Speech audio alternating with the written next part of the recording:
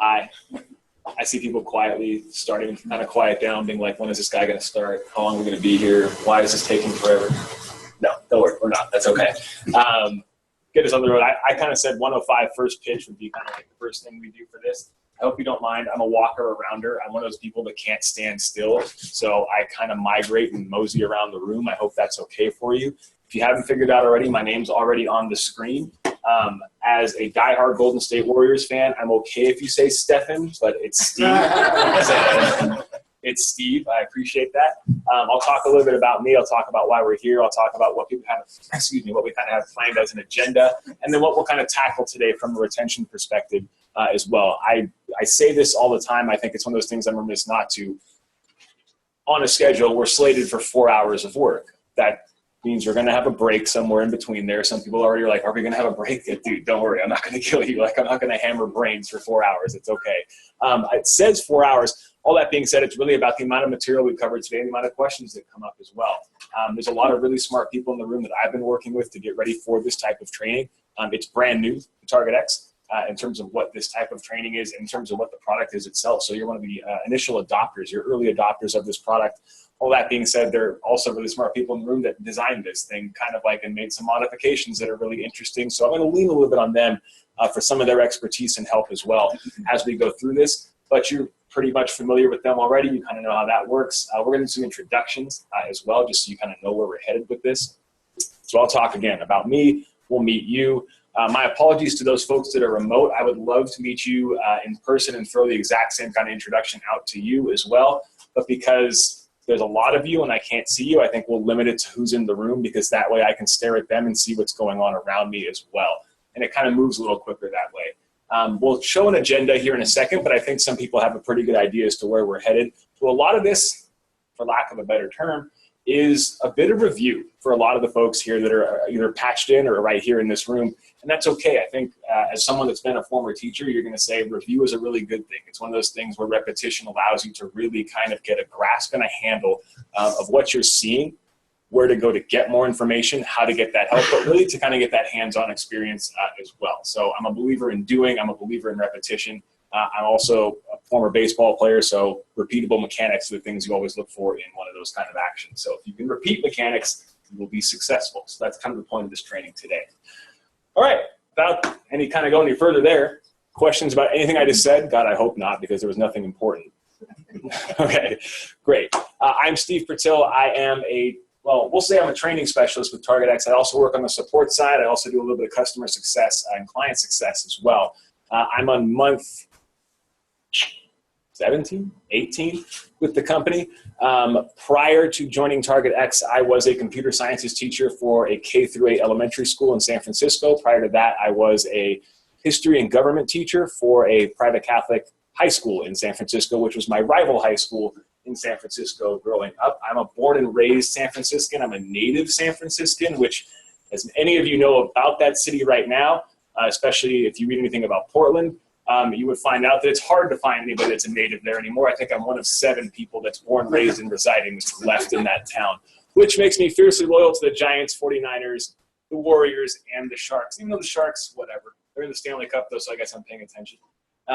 Yeah, got a game coming up for that in a couple days. Got the Warriors game tonight, so we'll try and end on time, get everybody home for that as well. I see some people be like, dude, yeah, could you get that hour break to get back? Yeah, no problem. We'll work on that. I'm thinking about it too. So that's a little bit about me from a professional standpoint.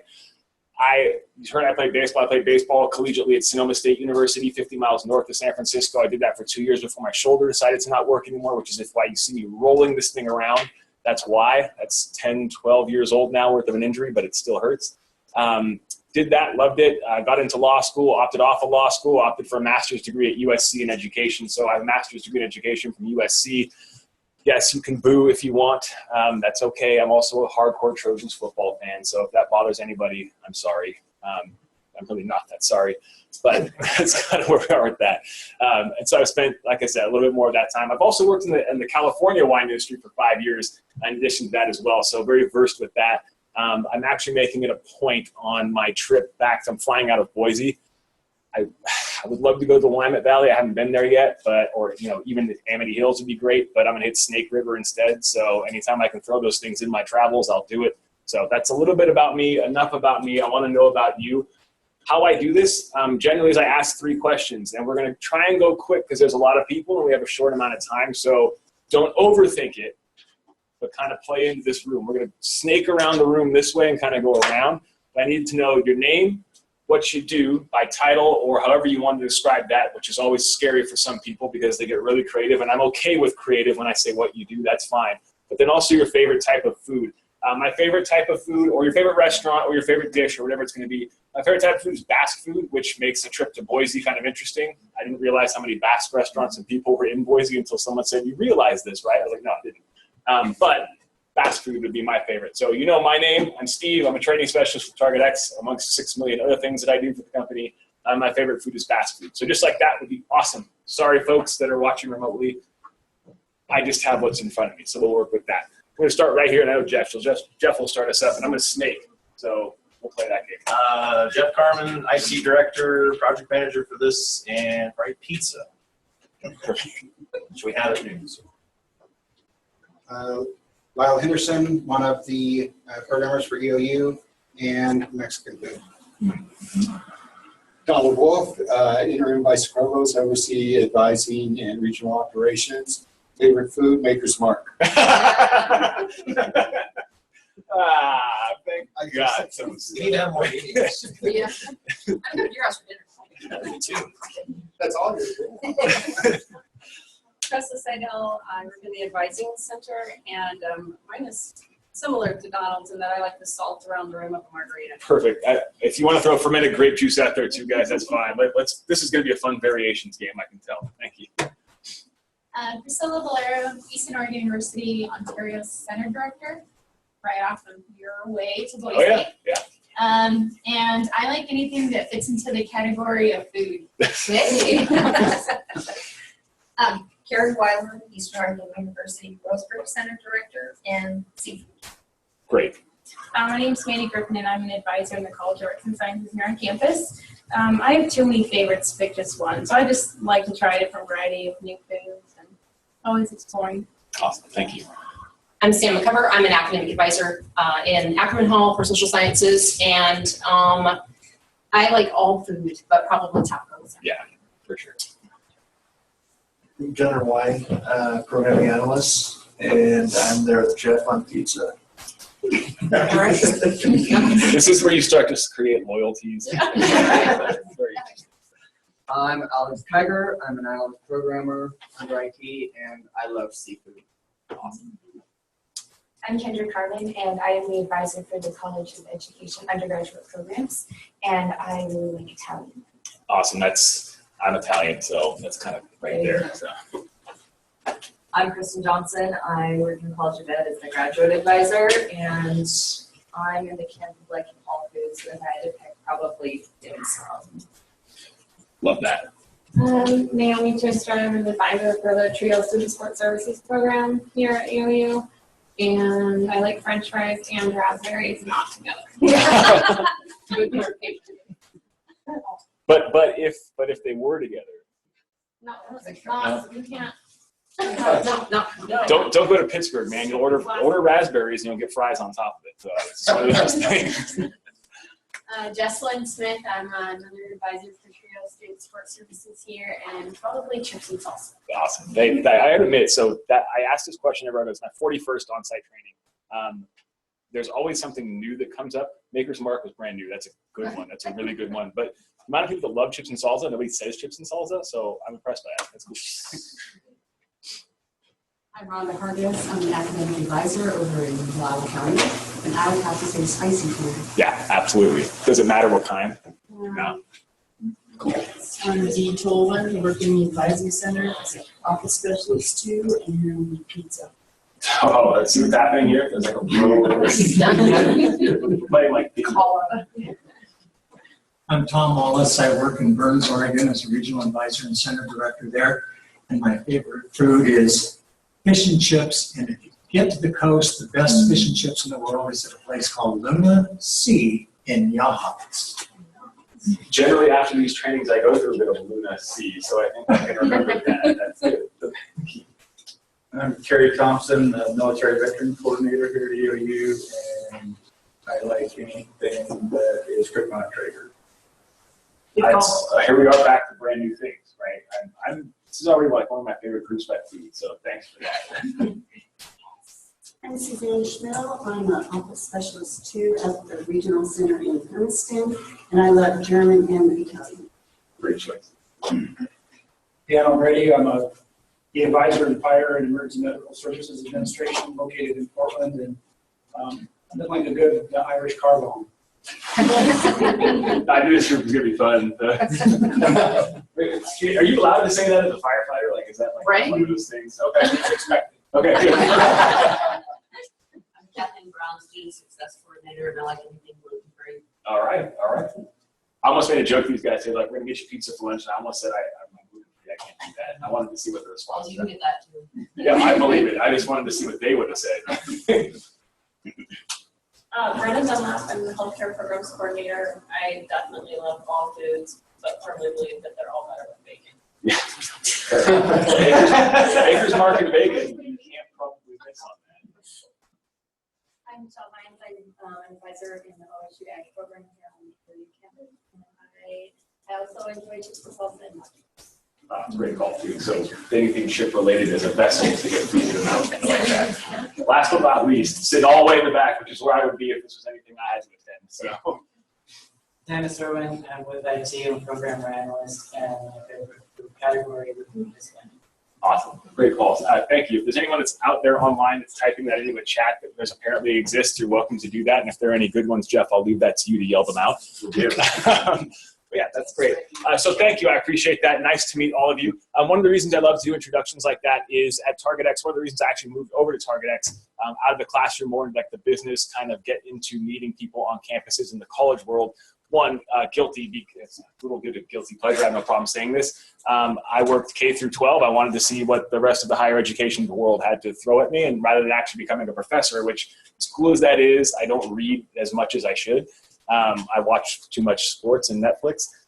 So I decided I'd move into this type of, to this field, and it's great. But the other side of that is one of the cool things that I think TargetX offers as a fundamental really is to embrace and to hold on to your customers in a really great way. And that means really to wrap your arms around them physically, to hug your customers. So if you need one in the course of these 4 hours, come get one. I have no problem with that. Just know that we're being recorded. And so I can also say things, hey, it was up there. My hands were hand checked. So that's a thing we can do. But I mean that. I think it's great to know you. We like to know the faces of the people that actually work with us as opposed to just saying you're an image that comes across a screen to us does not, I can't see it that way. I know none of us that work there see it that way. So knowing your names and, in this case, a little bit of your personalities is a great thing. So thank you for that. I appreciate it. Without further ado, let's talk a little bit about what we're going to do today. You can see up on the screen we have a retention training. Our retention training is also going to kind of kick backwards a little bit, and you're going to see some of the functions that Salesforce also has to offer. Who has extensive experience with Salesforce in this room? Besides these guys that are yeah, I mean, it's not a lot, right? It's one of those things where, like, it's a thing I log into, right? Someone told me to log into it and put in a password, and I forgot that password, and they had to reset it. I get that. That's fine. This is actually the beauty of this type of training is we'll kind of cross over a few things here. We'll see some Salesforce stuff. We'll look at some TargetX things. We'll talk about retention. Really, the point is to kind of create more of a wealth and a depth of knowledge as opposed to just kind of singularly focusing you red zero, nothing else retention. It's great. But if I did that, you would have no idea what half the words, phrases, terms, objects, things I was talking about mean or how they relate to each other. So I think one of the things we'll do is cover some of those things.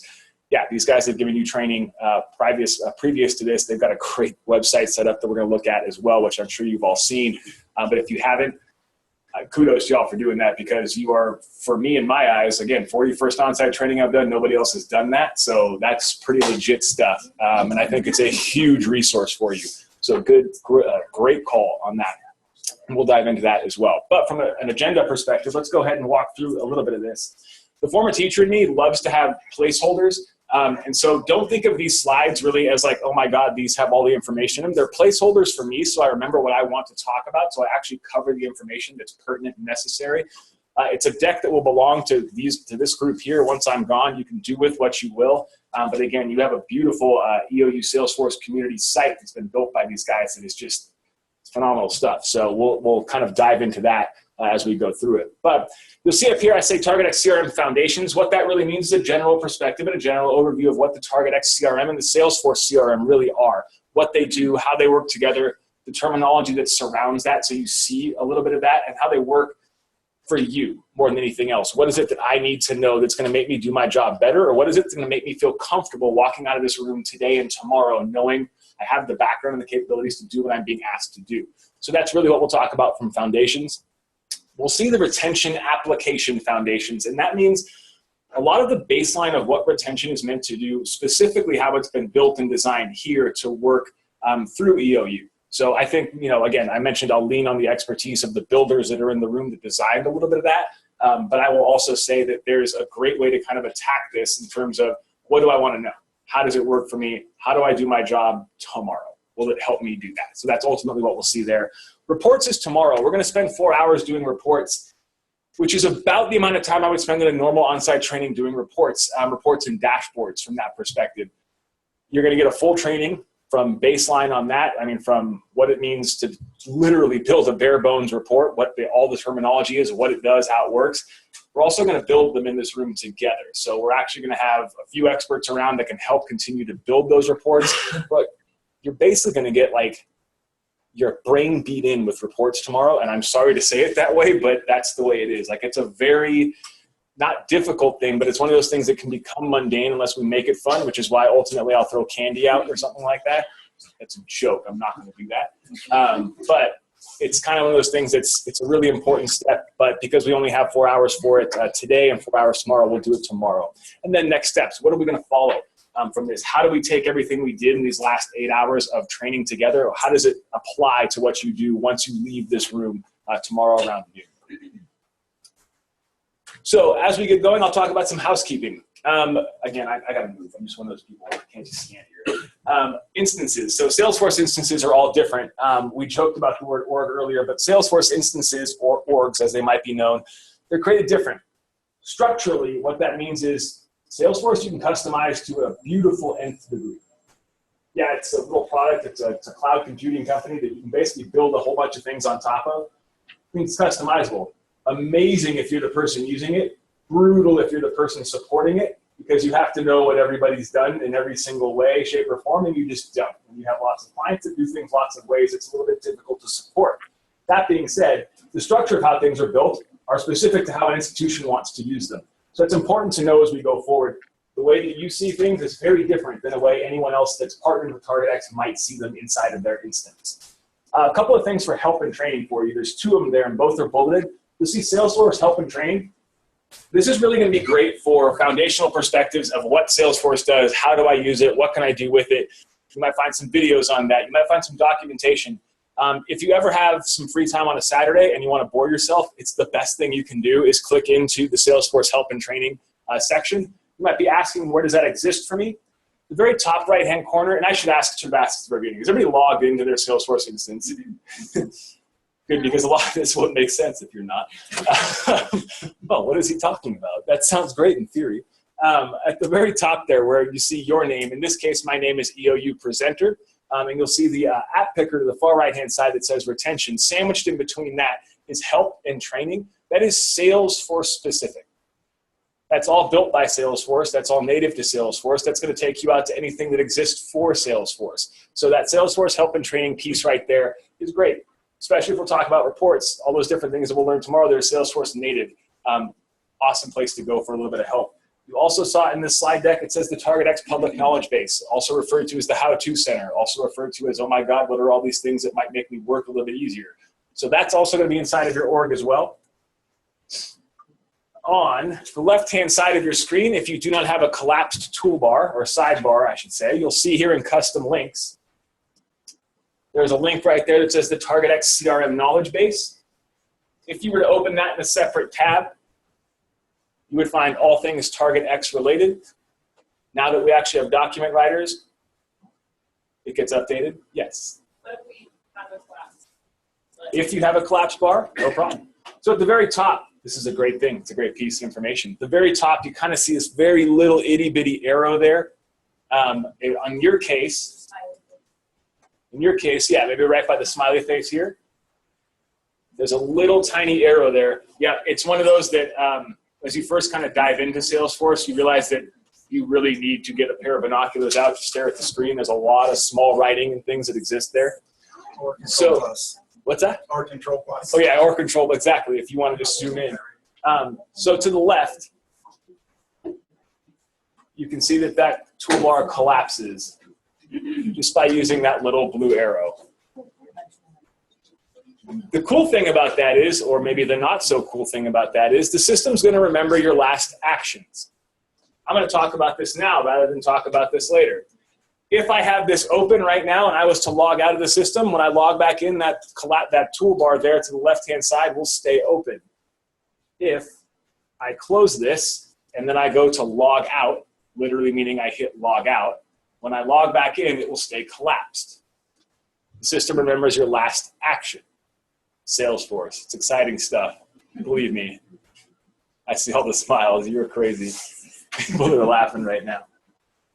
So for those of you that do have that open, and hopefully have that open now, you'll be able to see that. Your custom links on the left-hand side at the very bottom here, we'll see there the TargetX public knowledge base. That's the one thing I referenced in the slides here, which is this one right here. There's also a link to it if you ever need to get to it. We call it links to how-to articles. There's lots of click paths. Ultimately, for retention, however, this isn't going to be your best bet. It's just not. It's not the best bet.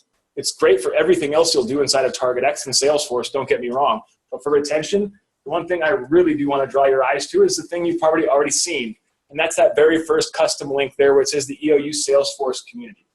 So if you open that in a separate tab, meaning whether you're a right clicker like I am, because I come from the Apple world, or middle clicker, which is something that was brought to me as a shortcut today, or you just want to right click and open in a new tab, you can do that as well. If you do that, you're brought right out to your Salesforce community here, built and developed by, raise your hands who did this. Higher, so everybody can, good. So they can all come to you. Good, very good. So they can all come to you. That's why. Take some accolades when you get thrown your way. That's okay. This is one of the coolest things that I mentioned I think I've seen anybody do on site. No one's ever had this before when I've gone to do any kind of other training. It's always been something that's been ancillary or built by us in some kind of way, or yours truly. But in this case, it's a great job because it's all internal and it really is focusing on the retention piece and it's focused on what was actually created. They took what TargetX had, spun it a little bit on its ear and said, now we have this thing that's even cooler and we want to kind of continue to develop that. And so this is where you're going to find a lot of your help and training for anything retention related. It's that very first link inside of your Salesforce instance to the left-hand side there under custom links. It should say EOU Salesforce community. We're also going to reference back to this actual site a few more times today because I think there's some pretty important things that you'll want to know about it, especially the ticketing system, but I think you all already know the ticketing system. No.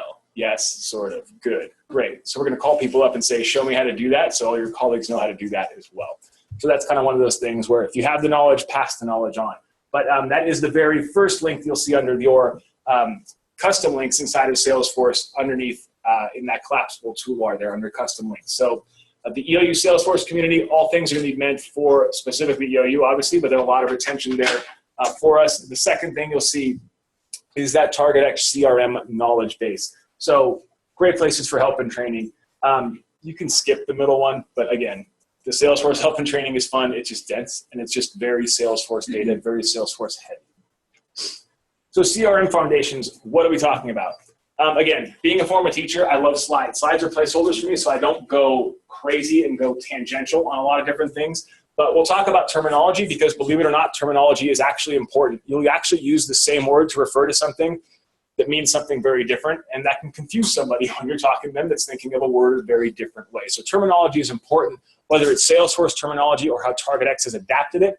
The hierarchy that we'll look at today ultimately is an object-level relationship. So object-level relationships are hugely important, especially as we come back to reporting tomorrow. You'll see a visual slide today, a graphic slide that shows object-level relationships within Salesforce, specifically from the recruitment side. We'll see that from the recruitment side, but it actually has an applicable role for what we'll see in reporting, especially around retention, because we need to know where information comes from. We need to know how data relates to itself. So that's an important piece there as well. On the EOU site, believe you guys have uploaded there the what's a very good representation of an object level diagram for retention specifically. So that'll become important for us as well in reporting. Navigating, most of us that have done some Salesforcing will understand some navigating, but maybe those of us that haven't don't, so we'll work with that. Our personal setups, you can customize Salesforce to work for you and feel like you want it to feel, which is nice. It's not just customizable on the global level, it's customizable to the individual user as well. Working with retention, so that's what we'll do. We'll spend plenty of time with that. Kind of after our break, I think we'll dive a little bit more into what the retention module will look like for us. And then again, as we saw, reports and dashboards will be tomorrow. You don't have to write any of this down, by the way. I see some people feverishly writing things. You don't have to do that. If you're writing down notes about things I'm doing wrong, that's acceptable. Don't worry about writing this down. It does belong to you. As I mentioned, terminology. So I don't want to fly through this. I just want to really be able to glance at some of these so a lot of this makes sense. We all know what a CRM is. I mean, I think at this point, the amount of training that you've been given and a lot of the work you've been done has focused around what the use of the term CRM is. And we are talking about some customer relationship management. This ultimately is, for me, the best way to describe a CRM, especially in this case, the way that we're using it, is how do I relate back to my students? What do I have to them? How do I cultivate a relationship with that constituent? How am I cultivating that relationship is really what the CRM is meant to do. And in this case, we're talking not just from the recruitment side, we have the retention piece. How am I continuing to cultivate that relationship from a student that has chosen to be a part of my family and community? How do I continue to build upon their success at our community at EOU? So I think that's a big deal. That's especially one of the things I think about when I think about CRM. It is a customer relationship management. We call it client relationship management, constituent, whatever C word you want there. There's a joke there, but nobody got it. What you basically have is a way to cultivate relationships. So I think of it really more as a tool to cultivate relationships. And ultimately, we're on Salesforce. We all get that. For those of us that are from San Francisco, we know there's giant buildings being constructed right now to overlook the rest of the city where they can rain down all their evil terror and checks that we have to write them. But Salesforce is a cloud computing company. A few months ago, they just passed Oracle as the largest cloud computing company in the world in terms of customer relationship management. So they are the largest. And every once in a while, every 6 or 7 months, you'll hear this guy, Benioff, who we love, will float that he's going to sell the company so the stock prices go up. It's a really brilliant idea for those of us that ever teach economics and business. But it's an open source platform. That platform is one that TargetX partnered with all the way back in 1999. So TargetX has been around since 1997. It started as basically this little tiny email company with the hope that you could have admissions departments send better emails to TargetX to target better prospective students for their university. 99, they partnered with Salesforce, and ever since then, there's been a working relationship to just this year, I should say, in 2015. In 2015, they became, TargetX, we became the preferred Salesforce partner in higher education from the Salesforce Foundation side. So from the nonprofit perspective, that's where TargetX is with our relationship with Salesforce. Why does he reference TargetX? We only deal with higher education. For those of you that didn't know that already, we do not deal with any ancillary, any high schools, any other businesses. We work only with colleges and universities, which I think is really cool. Again, back to my reason for coming over to TargetX. And that's great. 91% of the people that are employed at TargetX have some sort of higher education background experience, whether they're coming from admissions offices, different departments, whether they've been teachers in universities, which is also really cool. That's what TargetX does, is only deal with higher education. You saw previously in Salesforce, I said, think of Salesforce like your iPhone. Think of TargetX like the apps that are on your iPhone. It's really the best way to kind of draw that comparison. It's a bad metaphor, but it works in this sense. So TargetX would be the apps on your iPhone, specifically retention being one of them. This is a dirty word to some of the characters in this room, but that's okay.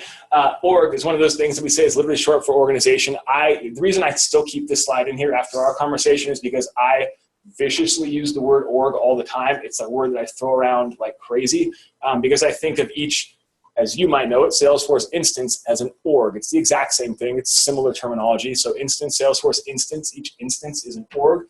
Org meaning the larger organization that you are a part of. So the EOU org, you all have an instance of Salesforce as an org, as an organization, and you all share an instance in that regard. Apps. not those that people fill out to attend our university, apps specifically like we might think of them on a smartphone, or as we might think of them in Salesforce. What is he talking about? An app, collections of components. It's a very simple description, right? Can be. If you look inside of your instance, you'll see here that from this dropdown, I've selected retention. That's not the only app or application that exists inside of your instance. If you click that, you might see a few other things show up there. All of those, for the most part, are going to be considered apps or applications.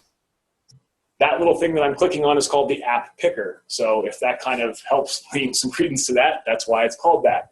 So the app picker has a few choices of applications you can select. Top right-hand corner, it's a drop-down menu. Retention is an application created by TargetX, spun on its head by some of the folks here at EOU, but it's an application. It's a module. So it exists in that dropdown. If I was interested in this case, maybe creating some emails from a blast email perspective, I could select the email function. Telemarketing, exact same thing. They're applications built inside of Salesforce or on top of Salesforce. The next two slides that you'll see are words that get confused for each other all the time. Tabs and objects. I'll show them just quickly. A tab and an object. A tab is a really fast way to get to an object. An object houses data. What does he mean? Inside of retention, across the top here, you see a list of tabs. There's a list of tabs that floats there that starts with home. The home tab, or the object. The home tab is always going to be defaulted to your far left-hand side, no matter the application that you select. It will always be the tab that goes to the far left of your tab bar across the top. You can't move it, even if you wanted to. The system won't let you do it. If you're ever lost inside of Salesforce, you're clicking around at too many things and you forgot where you are, or you forgot what you need to be doing, or you lost that page, that record, that thing, click the home tab. If you're lost, go home. It's so dumb, but it makes people laugh, so it works. If you're lost, go home. The reason for that is we'll talk a little bit more about what we're looking at on the home screen and how to manipulate some of those things and use them to your advantage. Because the home screen is also going to remember a bunch of the last things you did. So if you're ever lost, go home. You're going to find what you're looking for. But it's always defaulted left. In retention, the other tabs that we see, hopefully those of you that have selected retention from the app picker in the top right-hand corner, will see contacts, reports, and academic periods right across the top of your screen there. Does everybody see that, or am I making that up? Awesome. The reason for that is because these are the tabs, essentially, that have been selected as part of what would be defaults or global defaults for the retention module itself. There were a whole bunch more there as much as 20 minutes ago. We took some away because they just didn't need to be there.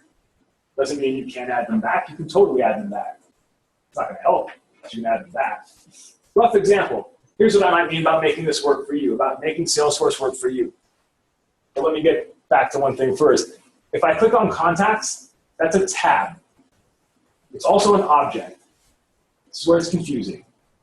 If I click on contacts, just like you all should right now, just for the purposes of demonstration, if you click on contacts, you'll be brought to a screen that'll show you a few things. It's a home screen, it's a splash screen for what that contacts tab will do. That contacts tab has now brought you to the contacts object. That object, the contacts object, houses all of the contact information inside of the CRM. So that object that you've now clicked on, the tab brought you to it, all that screen stuff that you see, all that screen stuff that you see inside of that, that's all the data housed in the object, or it will be all the data housed in the object as we continue to search it. It's two words, mean very similar things. They look like they're the exact same thing, but they get confused for each other all the time. It's important that I point this out because when we talk about especially reporting, object-level relationships are huge. So object-level relationships mean a big deal in the system. I'll show that more when we get to the diagram itself. But to play along with you, if I click that contacts tab, you'll see my screen might look a little bit different than yours because I've clicked a whole bunch of things previously.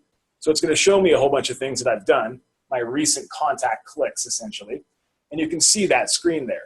It houses data. It just brings me to it faster. That's how I got to it. So tab and object. Last word we'll look at, which I'm sure everybody is thankful for, is a record, and a record is a single instance of an object. So when he said, well, what do you mean by a single instance of an object? He's already used that word object enough for me to throw up. So I've clicked into my contacts object. If I click on, for example, Jeff's contact record here, it's a single instance that exists within that object. It's a contact record. It's a record of correspondence. It's a record of detail. It's a record of whatever words you want to throw behind that. But it's a record that exists inside of the contacts object. It is my contact record, which belongs solely, in this case, to Jeffrey Harmon. Makes a lot of sense. The other way you can think about that is, if I click into the contacts object, go faster. If I click into the contacts object, here we go. I have a macro perspective of data. If I click on a single instance, I have more of a micro perspective of data that exists in the macro. Here's my micro coming from my highlighted contacts macro. So there's all my data. Here's one piece of that data. Any questions about any of the words I just threw around there? Are there any words that you think belong in that slide deck? Nobody wants to be creatively funny about that? How are the faceless online, Jeff? Not throwing anything else about that? I got a question. Yeah, sure. What are all the handy little buttons underneath Jeffrey's name? Ah, cool. Awesome stuff. So we're talking specifically now about a contact record here. So under Jeffrey's name here, which ones are we talking about? All these ones that are underlined in black, or all these buttons that say edit, app tracker, schedule, SMS, things like that? All of them? Well, I was talking about the little bird and the F and the K. You too. Well, Take you to places. no, not a problem. I've often wanted to use the F plenty of times in a training. It just gets frowned upon by those that are above me. So those are call outs. So if, for example, Jeff had a Twitter account, a Facebook account, a YouTube account, I have no idea what the K is. And I'm pretty social media savvy. What is that? It's contacts influence. I just don't tweet and things like that. Oh, no, don't worry. I was tweeting actually right before this training some very creative words, but it's okay. I think we'll leave that out. If anybody searches that, please don't inform my bosses. But yeah, that's there. So those are people of social media links. Yeah, got it, not a problem. I was like, oh, cool. We're talking about stuff I want to talk about now. Oh, that stuff. Okay, yeah, that's cool. No, those are if somebody has those and you've linked those in. That's what that would call out for. And that's true of anything too, whether it's an account or not. Yep. One note about the social media buttons, our Salesforce CRM instance is not connected to any social media. So there goes the want, way to kill the fun. So yeah. It can, it's just the powers that be have not decided that they want to. I have powers that be that are, I'm really glad don't look at mine. But they're there, so if you need them. The other things you make mention of, though, just because I want to bring that up, it's a great question. Below that, you're going to start to see some things here that show all the related lists that exist for a contact record. Those little itty-bitty words that are underlined in black there or might have some numbers behind them. Those are related lists. We're going to talk about those very shortly. And we're going to talk about some of the buttons that you see here as well. We're not going to play with any of them, but we are going to talk about them just so we kind of get some context and perspective built around what you see more than anything else. But I love that question because I want to get tangential sometimes, and it works out. So I mentioned an object level relationship. Now this is from a recruitment manager perspective. It's a little bit better. This is from a recruitment manager perspective, and thanks, I got it, Google. What that means is everything that you see on a contact record that we're about to look at, or for example, Jeff's that we were on just a minute ago, there's a whole bunch of information getting piped into that. Tons and tons of information is populating on that record, but it's coming from lots of different places. Other thing about that is Salesforce has a data hierarchy. And that data hierarchy, you can't go against. It's one of those, it's like, we all know how computers work in certain ways. There are certain ways you can't beat the boss. This is one of them.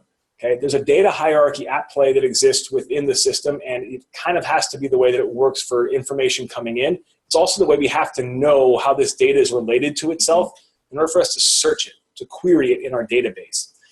Salesforce starts with an account level object as the high point of data hierarchy.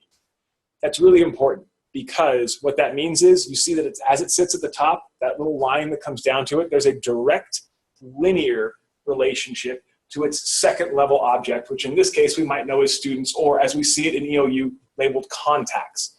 We've already clicked on that contacts tab plenty, right? So we should have a good frame of mind as to a good frame of reference as to what that contacts tab really means. The account level object here is essentially what that particular contact is associated with previous to EOU. And from the recruitment perspective, it is how you're using that. Yeah, from a high school level. From the retention, it's EOU. Right, and from the retention, obviously, because they're already here, that account is EOU. You can't have a contact without that account. What this means, if we were talking about recruitment, is, okay, that makes a lot of sense. Give me a local high school that we get lots of students from. From LeGrand High School. Thank you very much, those playing along in the audience. There will be prizes afterwards.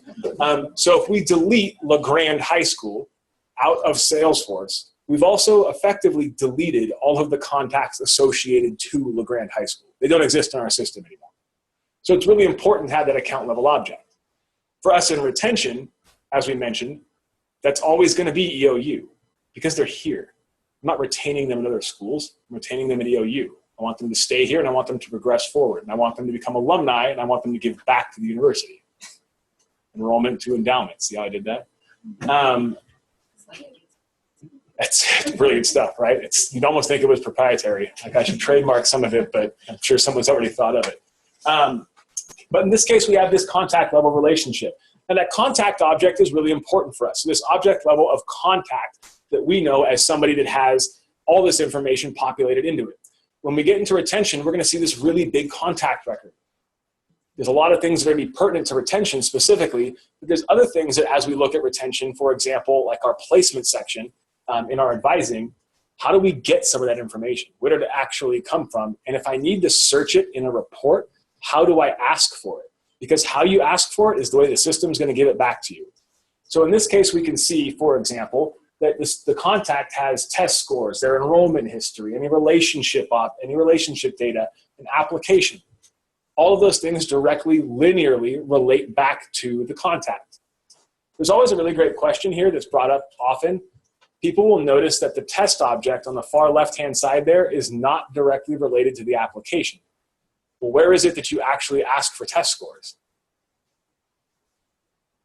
If a student submits an application, don't they have to provide a test score? Makes sense, right?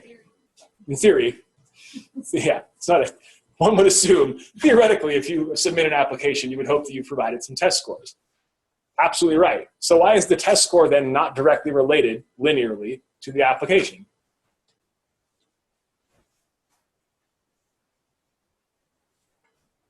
I know, I had this blank stare the first time someone asked me that too, and I was like, come on, dude, end of the day, like it's happy hour somewhere. No, the reason for that is, and I'll go ahead and answer the question, the reason for that is because who took the actual test? The student. The application didn't take the test. The direct linear relationship doesn't exist between the application and the test. Application didn't take test. Test was taken by student, belongs to student. Student can take the SAT 5 or 6 times if they want to. Wouldn't be great, but they could. They can do that, and forever those test scores belong to who? They don't belong to the application. Student can submit 7 applications. Each time we'll have to give you, what? Test scores, likely, right? But we know they belong to the student. But each separate application might ask for an essay, might ask for a recommendation.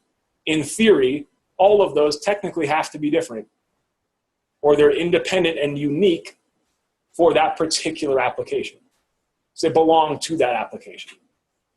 You'll see all those things when we kind of go through the object level relationships on the actual contact record. This becomes important in 2 places. Let's look at one. So one of those places, I'm back on Jeff's record here, for example. If you have a test record or anything like that you may have looked up already, that's great. If not, hold tight. We'll get to all of that in just a second. The place that this becomes important is right here in these related lists that you see across the top. All these little things that are underlined, I can mouse over them. For example, let's use enrollment history. I can mouse over those, and I can take a look at enrollment history. We saw that in the object level relationship. If I take a look at enrollment history, I can take a look at enrollment history. I can mouse over those, and I can take a look at enrollment history. I can take a look at enrollment history. We saw that in the object level relationship. If I take a look at enrollment history, This is a separate object. It belongs to the contact, but it's its own special little place where information is being populated. If I move to the right, I can see some financial aid. That's its own separate object. We saw that when we look at this. We can see financial aid. We can see enrollment history. They belong to the contact. If we went back and if there were applications, in this case, we don't see an application. We don't need to because Jeff is part of retention. He's already here. It's great. I don't need to take a look at that. The application object belongs to that, and we can see other things that may belong to that application as well. So as we kind of move around, you can see all the different objects that exist here on the screen. And this is just one single contact record. All of these related lists, we call these related lists. All of these objects, they belong to this contact record and are specific to this contact record. But what if I had to call this data out inside of the system in a report? This is foreshadowing. This is good for tomorrow. So if I foreshadow this and I think about tomorrow, if I'm looking in the system and I'm thinking about asking it for specific things, I'm going to have to ask for data. For example, I might ask for all my contacts that have open activities. I might ask from a retention perspective, as we see this as we get into it, because they'll be separate objects. We can see here. Show me all contacts with success team members or primary success team members, or how we're going to define that. Show me all of these people that have academic profiles, right? We can call these things out in reports, but we have to ask for it in very certain ways. So foreshadowing to tomorrow, knowing what's on these contact records is ultimately beneficial to you, because how you ask for data in the system needs to be specific. I'll stop right there because it sounds scary, but it's just not. It's just a matter of mastering that object level relationship. Are there questions on this diagram? Again, this is not retention specific. It's just a way of showing how data gets into the system and how data is related to itself.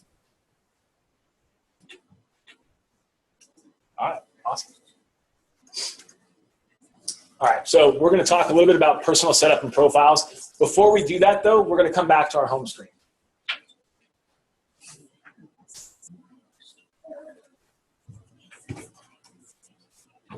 Again, I'm in the retention module, the retention application, and I'm on the home screen for that page. It's going to be the home screen for pretty much all of my applications that I would go into anyway.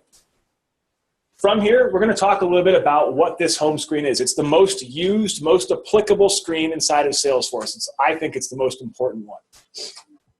It's not ultimately where you do your work per se, but it's the one that's going to help you out immensely going forward. Because a lot of the things that you've done and a lot of the things that you will do will be shot right off of this page. So it's a great landing spot in any case and scenario.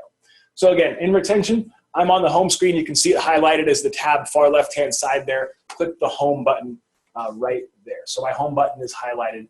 And you can see what we're going to do is walk around this screen just to point out some of the things that exist. Again, rough level show of hands. Who's already figured this stuff all out? Yeah, right? We figured out some of it. We know a lot of that, right? Who knows how to global search? Do you know how to global search? Anyone? Viewer? Just for contacts? Yeah. You can do that. Yeah, you can do that. Do you want to come up and show it off for everyone? No. Absolutely not. I always search for volunteers in these things. It's totally okay. You want to search for a contact? Come on, search for a contact. So I'm looking for something specific. I don't know, I got really nervous. I think you can. The pressure's on. So we're basically looking for a contact, and what we do for that in this case is a global search. You go to contacts, right? I don't know if you had to do that. Can we search for me? Yeah. Yeah, Kendra. Not too bad, right? Not too bad at all. Do you know your phone number that's in there? My phone number? That's used for that contact record? If there is one. There it is, right there. That's my instructor phone number, but look. So what if we... Student too. Do I have a different student phone number? No. So what if we global search that phone number? Okay.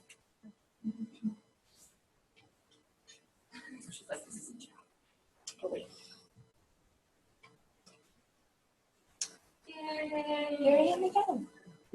So with global search, you can, thank you very much. I appreciate it. Kendra, everyone, that was fantastic. So you can, you notice one quick step there. You can obviously search for a contact by name. We didn't need to go into the contacts tab. That's okay. It's totally okay. It's a right move because it's a move we're going to want to make in retention more than anything else. So it's actually a really good kind of step forward to where we're going to be. But from that global search right from your home screen, you never have to leave your home screen. You can global search right from there. There's a couple of other things you can do in global search too. Rough example.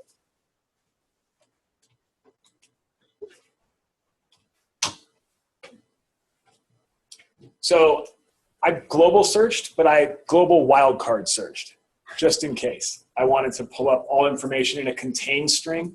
So I typed CARMA asterisk, and that's going to give me every record in the system where that contains string of CARMA shows up. So that's a global wildcard search. Effectively, you can do that with a question mark as well. I like the asterisk personally because it's wild. So it's a wildcard search. But you can see there in this list, I have just that contained string. And that's going to be true of anything that I type in as it contains wildcard search there at the top. You never have to leave the home screen. It's good practice for everyone in retention to move to contacts. Don't get me wrong. That's definitely a great practice. But you never have to leave the home screen. So that's searching from a global perspective. Questions around that? Because ultimately, that, especially what Kendra just demonstrated, is exactly how we're going to work within retention. We're going to find our students. We're going to make advising notes on those records, but we're going to do that from global searching. So that's really important stuff. Again, the best way, if you know it, is to use an email address, because generally you hope that someone's email address really exists once in the system. Yes, sir. So I typed my last name in and left the last letter off and put the stuff in there, and man, there's just tons of stuff come up. Could definitely be. How does that help? How would that help you really search something? Because that's going to give you, it's going to give you the macro. The reason that it helps is you may not know someone's first name. You may not have all the last letters together. You may have only a phone number, right? Things like that. Or you may only have bits and pieces of a phone number, right? You might have the first 6 digits. Okay. I was hoping I'd get at least my name up there, but it's. You might be able to expand your details with the more button. Oh, yeah. Yeah.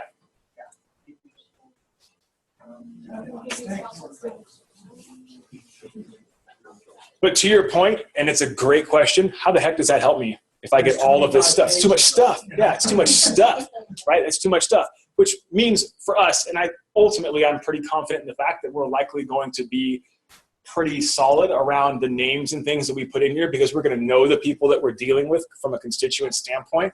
That being said, if we didn't, or we needed to find more information, we could do that by global searching wildcard. So that's just one of the other additions to it if you ever need to use it. It's not a hard and fast, this is the only way. It's a, hey, just in case you don't have all the information or need to, I forget names or I forget numbers or dates or things like that. If you throw in a global search, you're likely going to get in the ballpark there. So it helps. Mm-hmm. On the global search, can you do an and or something so you're searching for more than one piece of the puzzle? Give it a try. Give it a try. Cool. We're going to wait for your report back on that. No pressure.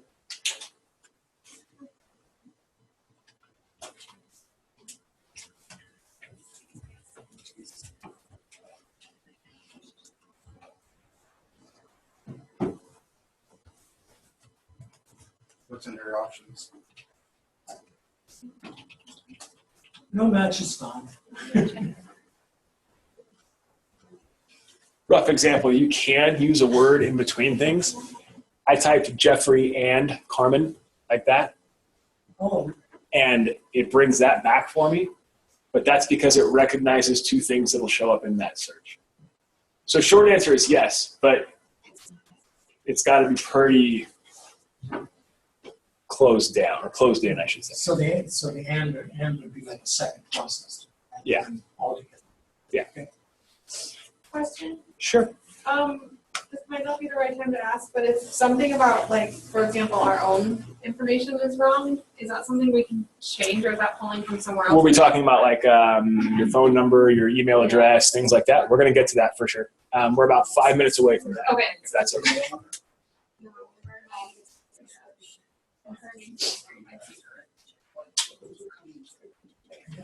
Oh, maybe that's different though.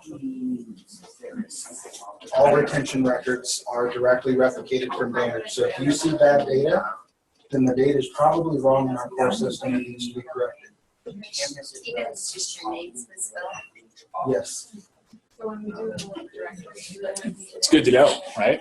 Unless it's That's what a Banner completely thinks of you. independent record that's not part of retention, it could be an inquiry record, which you look at the record types.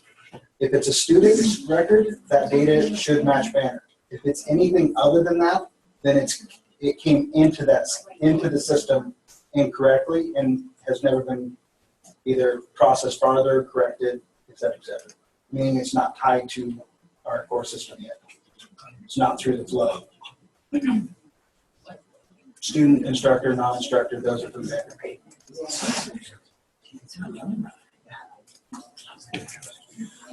Progressing right along, I thought your question had pertained right to what if something about me is wrong on like your profile or something like that, not as a record. Anything that comes into your system is going to be coming in as a push from Banner. So if it's a record-related item, that's something to take note of, and that's something to bring these guys and just say, hey, don't know why, don't know how, maybe there's a reason.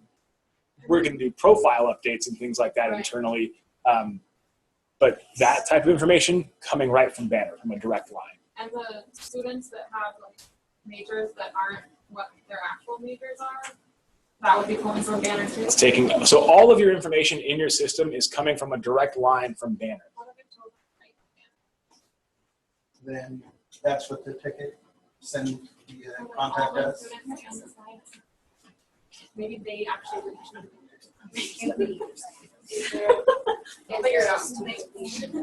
Yeah, I think so. This is actually, I'll give everyone a good kind of overview of this. In every on-site training I've ever done, there's always something like this that will come up because it's a good question. Is it one data related or is that actually a fact? So right now we don't know, right? We don't know if it's data related or maybe all my students didn't pick a major, which, you know, as we all know, likely can be the case. So it's true. We'll work through some of that, but we'll come back to profiles in a second as well. Just to kind of run over the home page here just again.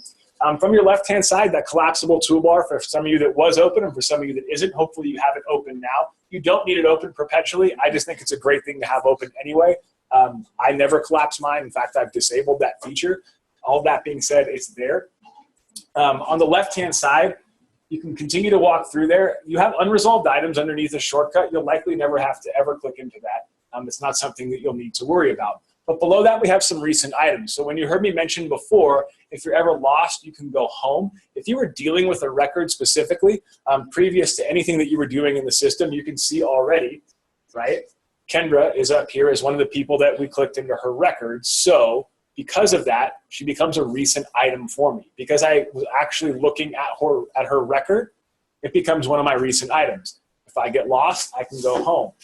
We saw before you had Jeff's up there. And even before that, some of you hadn't been a part of our initial meet and greet discussion, we were on some other records previous to that. So this particular instance, the EOU presenter that was logged into the system, these are all of the last things that we've clicked into, meaning they were actually visible on the screen to us. So my recent items will populate up to 10 recent items, and I'll be able to see those in my recent items list. Again, if you're lost, go home. It's just a fancy way of getting back to information you may have lost in the moment.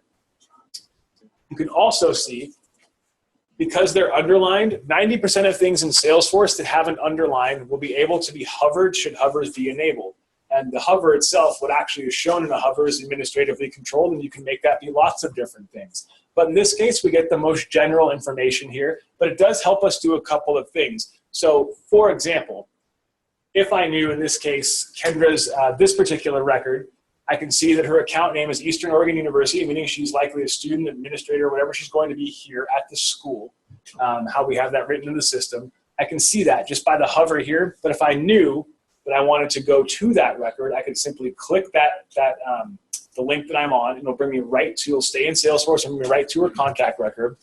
If I knew right away there was information I had to update on that record, I could click the button that says edit on the very top of that hover, and it's going to open up edit mode on that record, so I don't have to hit edit once I get there. I already know I'm going to make some edits. I can hit that edit button, and it brings me right to that record. Quick question. What if all you got is the word view?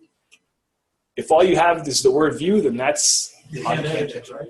then I can edit it, but you can't edit it. So that's right. Actually, you mentioned that. I forgot about that. So my fault.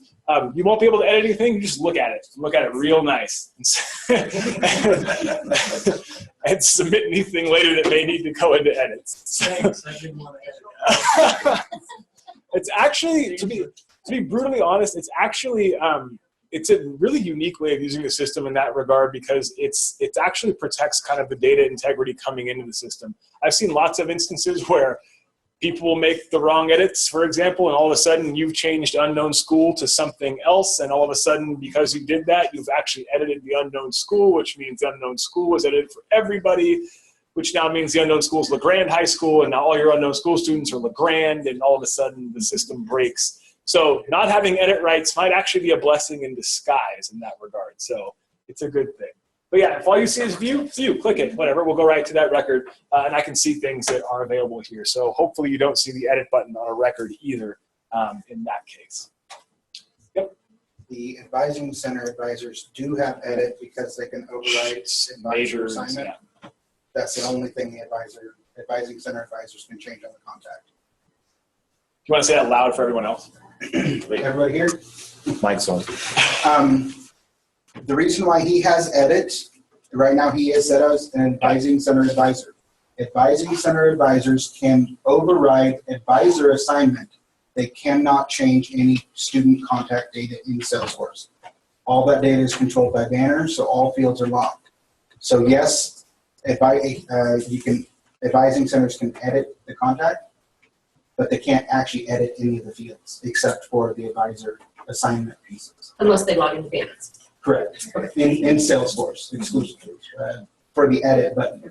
The only reason why the edit button shows is so that you can change advisor assignments, the territory advisor assignments, as advising center advisor. It's a fun bit of terminology to spit out multiple times. I'm gonna stumble. We're gonna do it. We're gonna see it. We're actually gonna look at it done. But it's that terminology that you got to spit out a little bit. But yeah, that's why I see it, is because of my profile access. Versus those that don't have it, you don't have the ability to change that. So that's why it's there. Len, can you clarify who the advising center advisors are? Anybody that actually has a territory. So all the primary, that's a bad term too. The initial advisor assignment. So the records come into the advising office. D or EOU would originally then do the initial assignment. Those are territory advisors, the initial assignment. Those are now are automated in Salesforce, whereas before it was completely manual. That's the distinction between the advising center advisors and every other advisor. But Tom is an advising center advisor. Mm-hmm. Right, but I'm a regional center advisor. Yes. So Yeah, Regionals so have a different And a profile. good-looking guy. Yes. So there's still an advising center advisor, but the profile looks different. Correct. Different profile. So, Slightly different permissions. so we don't have those permissions, basically. Currently, no. It mirrors our Banner permissions.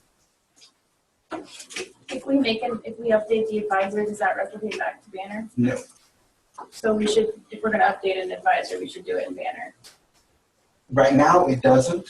It will once we're done actually fixing the territories. Okay. The territories are all completely new. When he gets into the territories later, you'll notice a bunch of assignments that are incorrect.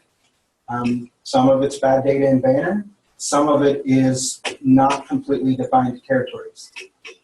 We found a lot of loopholes where everybody thought the territory was clearly defined, but when you actually write a otherwise condition, if it doesn't meet these rules, then give it to this person.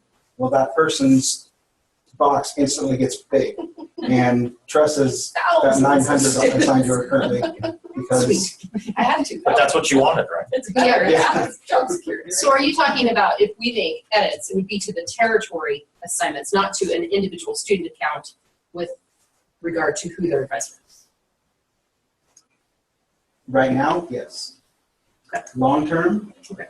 It will actually update Banner the territories, and when the advising center advisors hand off to faculty or whatever the process is internally between the different groups, whoever becomes the primary and or secondaries will replicate back to Banner. The transition of assignment will transition. It's not that way yet because we need to make sure it's right. Yes. You'll ultimately become pretty familiar with what we have up here on the screen. I'm just in a test record, Alex's test record. And this is based on territory assignment here, and there's a lot of different things that are populated that you might be able to see. Again, this is me jumping ahead of myself, but for the sake of kind of drawing context to the conversation, this is what you're looking at. And again, I'll dive into the EOU retention training site that you guys have that shows this a little bit more in depth as well. But this is essentially what we would see where your primary resources, or primary success team member is listed as one person that's based on a advisor group assignment. And then this is what we'd be talking about from that territory override or the advisor assignment override. The people that have the ability to check that box can then make that edit, and it will make that switch as well. That assignment, as I recall, stays the same, right? The assignment or the name, the original name. One of them stays the same. For the advising center, it replaces both. If it's we'll replace both. In the first stage of the funnel. It's the later faculty success team members. The advisor group will stay, but the primary will change if you set somebody else as primary. Right. But to begin with, they both match. So this is where we'll make those edits when we swing into retention and things like that. So for those people that have the edit access, it's this actual piece of the contact record. It's slightly confusing by terminology because we keep saying success, primary, initial. We try and get the right word for it first. Primarily first, early on, initially, yeah, those things are what we'll kind of talk about and how that happens. And if you have the edit access to make that override, that's what will change that there as well. If not, you'll just see it as it appears on the screen there as a locked field. So hopefully that, at least from a contact record perspective, draws in some context to that. And I was talking about this. Yeah, just because we talked earlier about in our meeting about how we want to kind of explain what's left up on the screen here so it's not disregarded or not talked about. Just some things to talk about from a home screen perspective. We already talked about those custom links that exist there as well, so I'm not going to really go too much more over those. I will just say that if you ever think that there's something that's really, really important that you need to link to that everybody should have from a global perspective that needs to be there, talk to these guys, your administrators about that, because you can do that. So those links can be added in as well. The bottom side of the screen here, there's two things to note. There's messages and alerts currently not employed, I'm imagining, but you could always announce snow days, you could announce construction, you could announce people's birthdays. Don't ever do that because invariably you'll forget somebody, and that's not a good thing. I've seen it done. It's not really fun to deal with afterwards, especially when you're the person whose birthday was forgotten. The recycle bin is there. You don't have edit or delete access, so that's not really something you need to worry too much about. But in this case, the recycle bin is a recycle bin, so enjoy it. It's just on your screen. I won't talk much more about it. I'll leave that alone. Moving back up top to go across the right, you'll see that there's a collapsed field here again called, at least what you kind of can see underneath my EOU presenter here. Besides the date, there's this little button that says Show Feed. Show Feed opens up a chatter feed. Okay, so chatter is currently not something that's being truly employed at EOU, and that's totally okay. But there's a reason I bring it up. One, to cover my bases. Two, to kind of talk about what it means in other places in the system as well. And there are some other applicable cases of this feed in the system in additional places. So the feed itself specific is to chatter, but it also is specific in regard to if I was looking at a record, let's go ahead and do that. If I'm looking at a record and I have my show feed open like this, if there's edits that are being made to that record or there's something I wanted to see on that record, for example, I would be able to kind of, click that open and take a look as to what's actually happening on a record. So it's not just primarily for, this would be a chatter instance. It's not just that what's going on from a social media perspective. Salesforce's answer to Twitter and Facebook all inside of your instance of Salesforce. That's basically what it is. It's inter-office communication glorified, but it's also something that you'll see on lots of different records as they exist. More often than not, we have them collapsed and hidden just because we don't want to see all that stuff muddy up what a record looks like. So those are hidden for us, but they do exist in other places. So I would like to at least call attention to them so you know what they're there for. And that's basically how that would work. If you're someone that enjoys a good meme, like I enjoy a good meme, it's something you could post here. You would just find that it starts to get cluttered and annoying and things like that after a while. So it's totally up to how people want to work with it. If it's not a decision to go with it, don't go with it. Like it's just there and I'm discussing it. So I've checked that off a box of things I'm supposed to talk about. So it's there. You'll see a dashboard as well. And dashboards are important because especially as we talk about these tomorrow in the development and building of dashboards, you can actually see on your home screen up to three initial components of a dashboard that you might create. On your home screen, this dashboard that's been selected is one that, again, you can create, you can modify, you can select others that have been created that have public access to them, and you can post them right here onto your home screen. A dashboard is a collection of reports that are represented visually. A dashboard is not just 3. A dashboard can be as many as 20 or 25 reports that are represented visually. In this case, on a home screen, you're going to see the very first 3 that show up on any created dashboard. So from my home screen, even if this particular dashboard had 20 different graphs in it, I'm only going to see at most 3. But that's okay, because if I built my dashboard in such a way where the 3 most pertinent or important reports become visually represented in that dashboard, those are the ones I'm going to take a look at. I also have the ability to go ahead and click into this dashboard and actually see how many components there are. All of them that I put together. Or if I only just care about these first 3 or 2 or 1 even, whatever I wanted, I can have that here on a home screen. So a dashboard is a collection of reports that's been modified to be shown visually, so visually represented, meaning they've been categorized or grouped. But a dashboard per se, an actual dashboard can be up to 20, I think it's 20 components. So these components that you see here, you can have many more of those. Just your home screen is only going to show at most 3 from any given dashboard. Question about that? Is there a question about why there's a refresh button there? We can just glaze over that. But Is there a refresh button there? Thank you, I appreciate it, that's great. The refresh button, as you can see in this case, shows that this dashboard was clicked and run as of X time on there. Salesforce at the very top in your URL, you'll notice it says HTTPS, and that's usually in green, locked, secure. So HTTPS is a secure site, it's a secure protocol, which means 2 things for us. Everything happens within our instance, which is why you heard me say a few times, open in a new tab, right click and open in a new tab. You'll get taken out of that particular screen that you're in. It's always good practice when you're within Salesforce and dealing with records, I think, to have a couple open in a new tab, just because that way you can go back and forth between them and see data or something else as it exists in one or the other tabs. That being said, if I didn't do that, you'll notice that most of us, I'm usually predisposed to whenever I click something, it opens in a new tab anyway. I want it to do that. Like it's just one of those things that were kind of normal to us. But the security on the site keeps us within the site, which is also something to note about the home screen itself.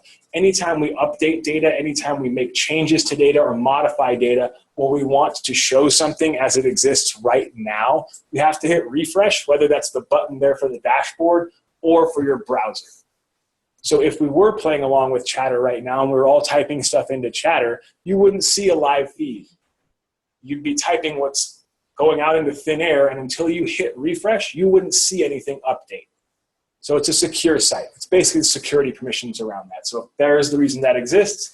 And if you're wondering why you're not seeing something update after you thought you updated it, and you didn't hit save or anything like that, it's because you haven't refreshed anything. It's a secure site.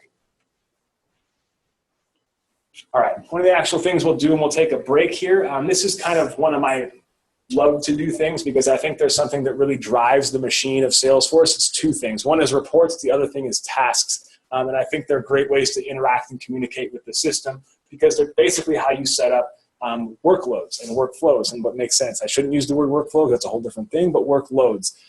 So in this case, in the room, who's guilty of using their email inbox as a to-do list? Yeah, generally everybody, right? Like I'm still guilty of it from time to time, and thank God for Gmail and creating tasks from each of those things. But you notice that, does anyone use Gmail? So if you use Gmail, right, you're all Gmail. So if you use Gmail, you know, you click on something, you can add it to my task list. Oh my God, just like it's copying Outlook, but it doesn't want to tell you that it's copying Outlook. But oh my God, it's also going to connect us back to Salesforce. So you can see right here, there's a My Tasks section. We're going to create tasks because tasks effectively become a way to monitor work within the system. It's a way to remind you to do things. It's a way to follow up. It's a way to touch. It's a way to add communication. It's a way to do a lot of different things in the system. So I'm a sucker for them, and we'll go ahead and create a few here. It's also a way to assign work to other people. So if you're ever interested in skipping on your own work and giving it to someone else, it's a way to do that as well. So we'll get to that in just a second. Are you guys using the calendar feature? Currently, no. Yeah. The calendar is a calendar. Enjoy it. It's exactly what it looks like. If you were syncing back and forth between Outlook or things like that, that would be something you could put in here. If it's something you're using internally, you would use that. I will make note of one thing about this calendar, however. Who's familiar with using TargetX events? Does anyone in this room use those? I don't think you guys use TargetX events, right? Not in the retention side. It's more recruitment. Yeah, more than anything else. There is, if you would see in one case or another, TargetX has an application called the Events application. There is a button there that says New Event. It has absolutely nothing to do with anything TargetX related. It's strictly internal Salesforce. So if you were creating anything in that regard, this calendar piece, the whole section of it, that whole gray section of calendar, that's Salesforce internal. So in this case, you're not using it. You can totally disregard it. It's one of those things that'll look pretty at the bottom of your screen more than anything else. So before we take a break, yep. Can you get rid of it? Yes. We probably can. Could. I like it. But yes. Before we go to a break, because I know we're kind of anxious to either get some water, use the bathroom, send the emails that we haven't sent yet already, or make our phone calls and whatnot. Let's talk about tasks. So tasks, again, as Gmail users, you all know, you can click into an email, add it to a task list. It might also be beneficial to you maybe to bring that over into Salesforce, or that process, or that logic, or that thinking into Salesforce as we talk about following up with students. As we talk about how do I go ahead and say from the retention side, I know that this student has a hold on a record, or this student is one of mine that I need to continue to advise or have a meeting with or something like that. I've set up a meeting with the student. I'd create a task for it, whether it's something you have in a calendar or anything else. One of these things in Salesforce, the beauty is you can create that kind of report that reminds you that you have that to be done. It's something that's going to show up front and center on your home screen. So every time you log into your instance of Salesforce, you'll see what work do I have to do today? Or what work do I have to do tomorrow? What's due 7 days from now? And so on.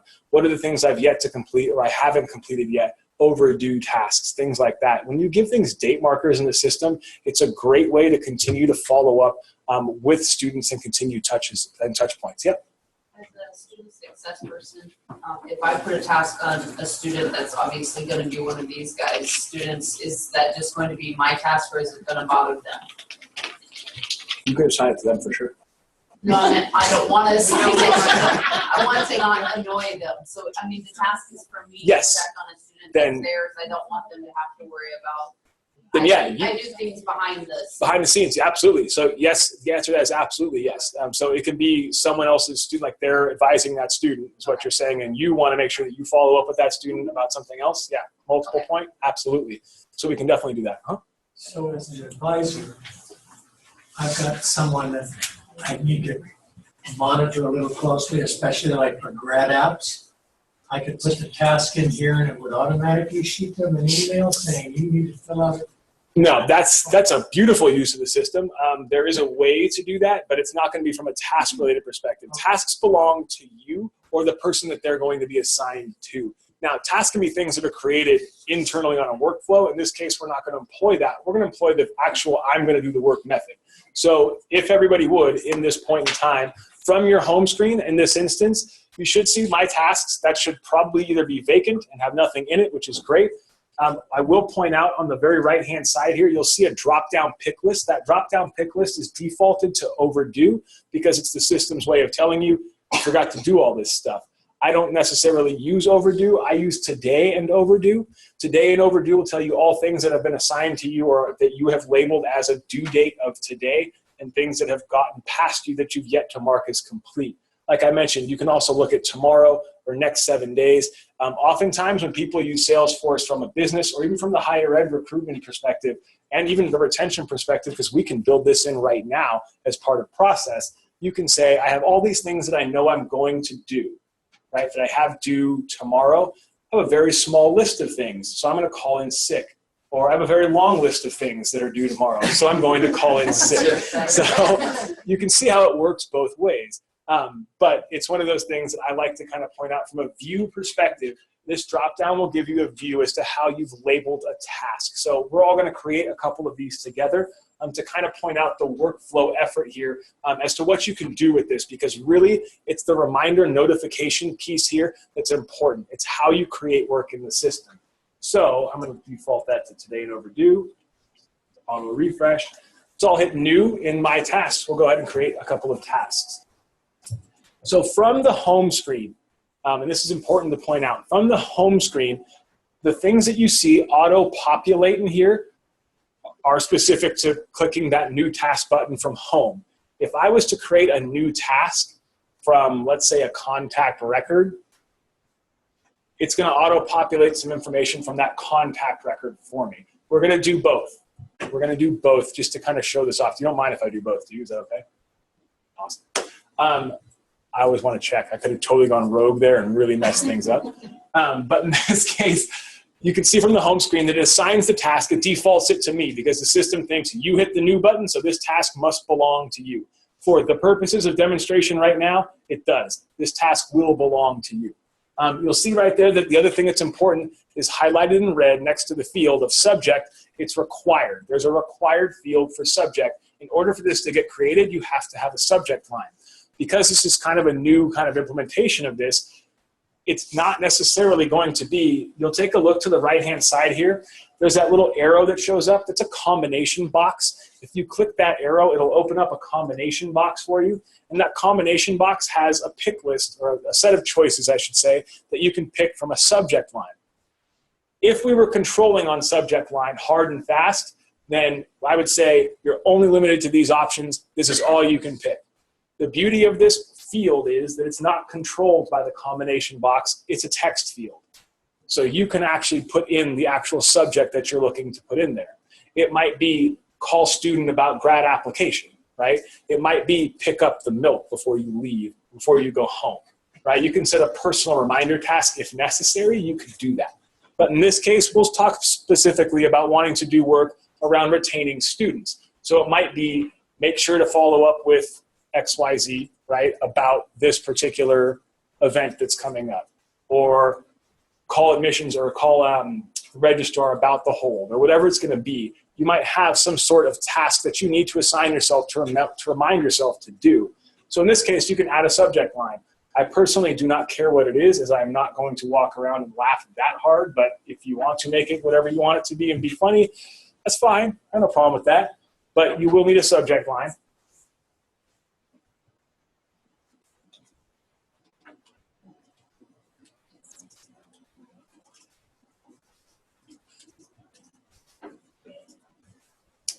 And right below that, you'll see a due date. So that due date box, that due date date field, essentially controls when this shows up on your home screen. If I simply click the black lettering there of today's date, it will make today the due date, and it's going to show up on my home screen. For purposes of demonstration, please click the date that shows up there right now, which is today's date, so it will populate today's date. If this was something that you wanted to be due on Friday, instead of clicking today's date, you could just click into the date field box, and it will open up a calendar for you. You can then pick the actual day that you want this to be due. But for purposes of demonstration, please pick today's date. And then in the comment section, this is where you're going to actually give some detail about what that means. You may not need comments because your subject line may be comment enough for you. You know exactly what the subject line says. Subject line says follow up with student. Call this student, whatever it's going to be. That might be enough for you, but it may not be, because you might say, at this date and time, had this conversation, thought it pertinent to follow up with this information because financial aid said we can no longer award this student this financial aid. That would be bad. But you may have forgot that because happy hour was at 4:50 because we got out of here at 4:45. So things like that, right? It happens. You weren't the only one that was excited. I was too. It was just very much more internal. So, but yeah, comments. You might want to put comments there. You may not need them, but in this case, it might be something worthwhile. So I'm going to ask you to throw a comment in there. I don't care what your comment is. Put whatever comment you want in there.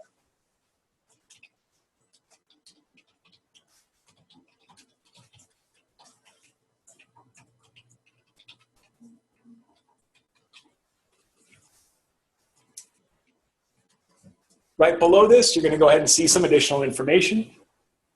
This is all part of something that's been added in. At this point, all you really need to kind of play around with are the first two that are in red. In this case, we're going to say that this is something that you've not started because you haven't done it yet. What's the priority level you want to give this? You have 3 options. Everything's high, absolutely. Everything is an issue. Every meeting can be an email and everything is important. I totally know how it works. But in this case, yeah, we might say, it's totally cool to say hi because we said it's due today. I'm just not going to do it right now. I'm going to go take a break and come back and do it. But it's going to go ahead and say, well, we'll say hi. And there's nothing wrong with saying hi. Hi actually does do something a little bit different to what a task will be on your home screen. If you chose normal or low, it shows up as a normal or low priority.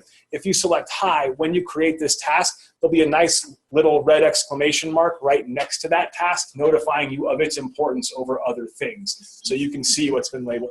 And it's meant to stress you out. So, yeah.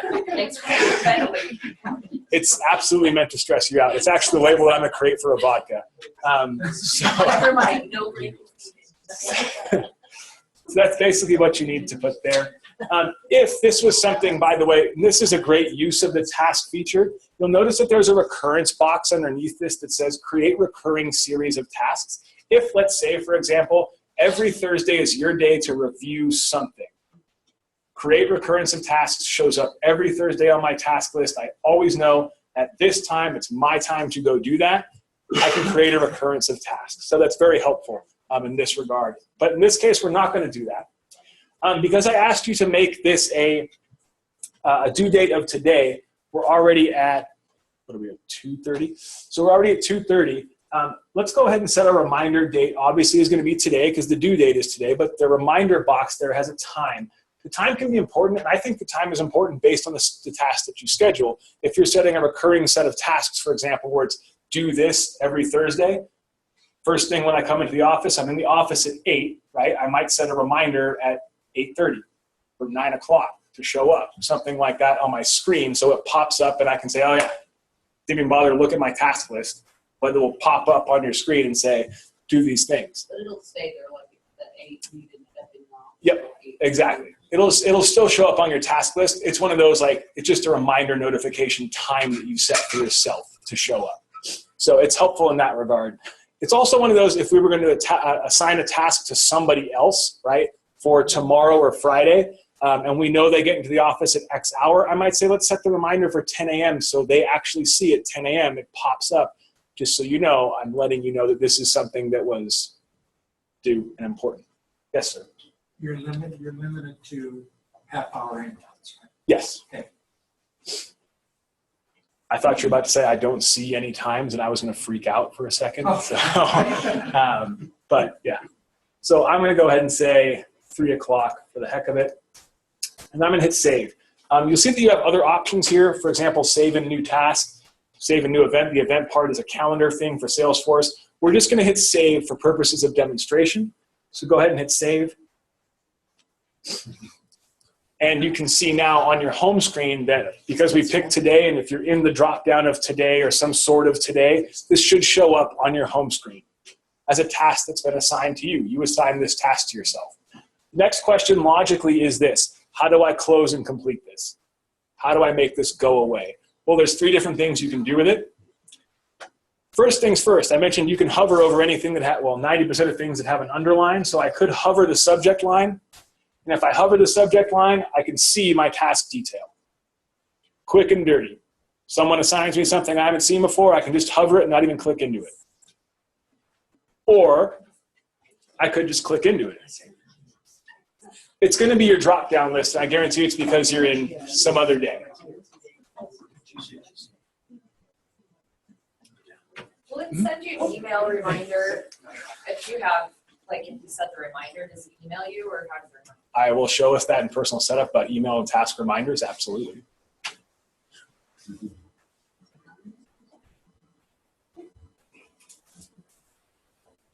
Lots of different things can be configured around tasks and what they do. So it's a matter of what's set up. In this case, we'll walk through this and I'll come right back to that point. So in this case, I can hover over it. I can see what's there. I can choose to click into that. And that's great. I'm now into this task. I assign myself this task. I want to see what the detail is. You're right to think there's a delete button up there. You effectively could delete your work.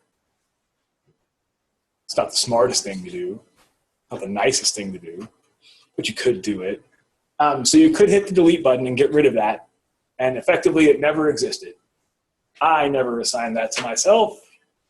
Nobody assigned that to me. You could do that. Not the smart thing, but it is an available option. 2 ways to close a task. From clicking into a task and looking at it here just like this, you can hit the edit button. If you do that, you have a lot of clicks to do. I don't recommend doing that. If we go back to our home screen, you'll see at the very far left-hand side of the task, there's an X underneath complete.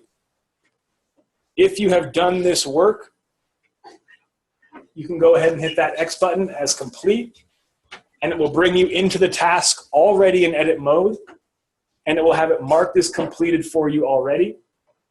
And then all you have to do is hit save.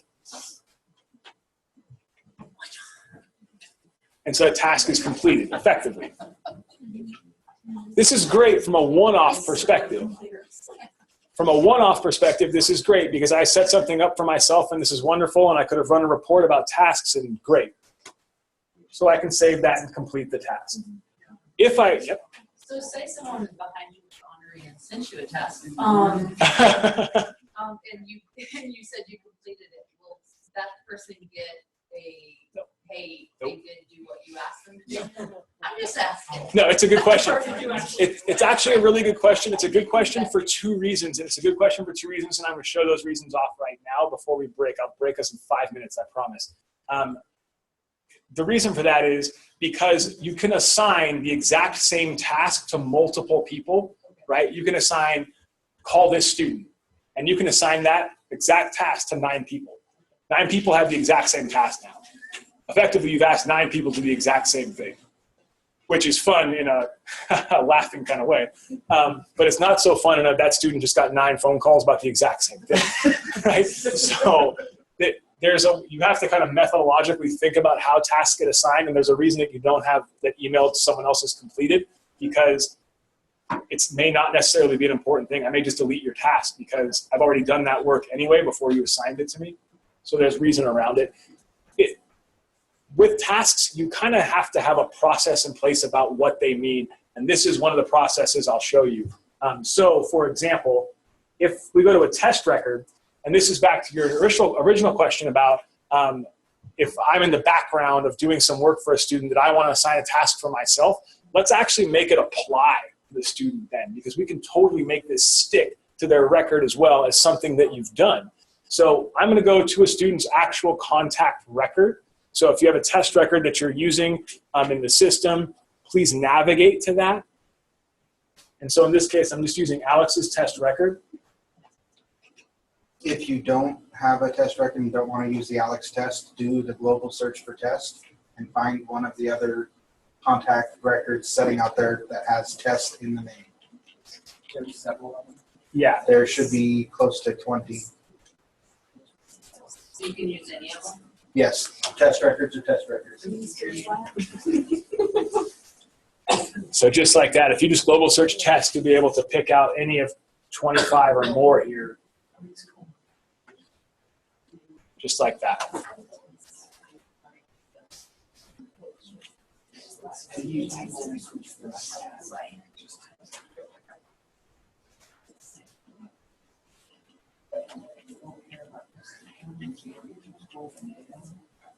Everybody have one?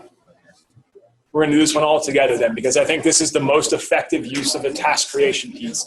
And it really kind of hammers home the touch points of a student, because it actually shows that you've made effort around something, because it's going to stick on the record. So we're on a test record, for example. You can, yeah, their name will work. You can go either to, let's see, you guys have this in your, if you see at the very top there, there's all of the related lists. I'm hovering over open activities.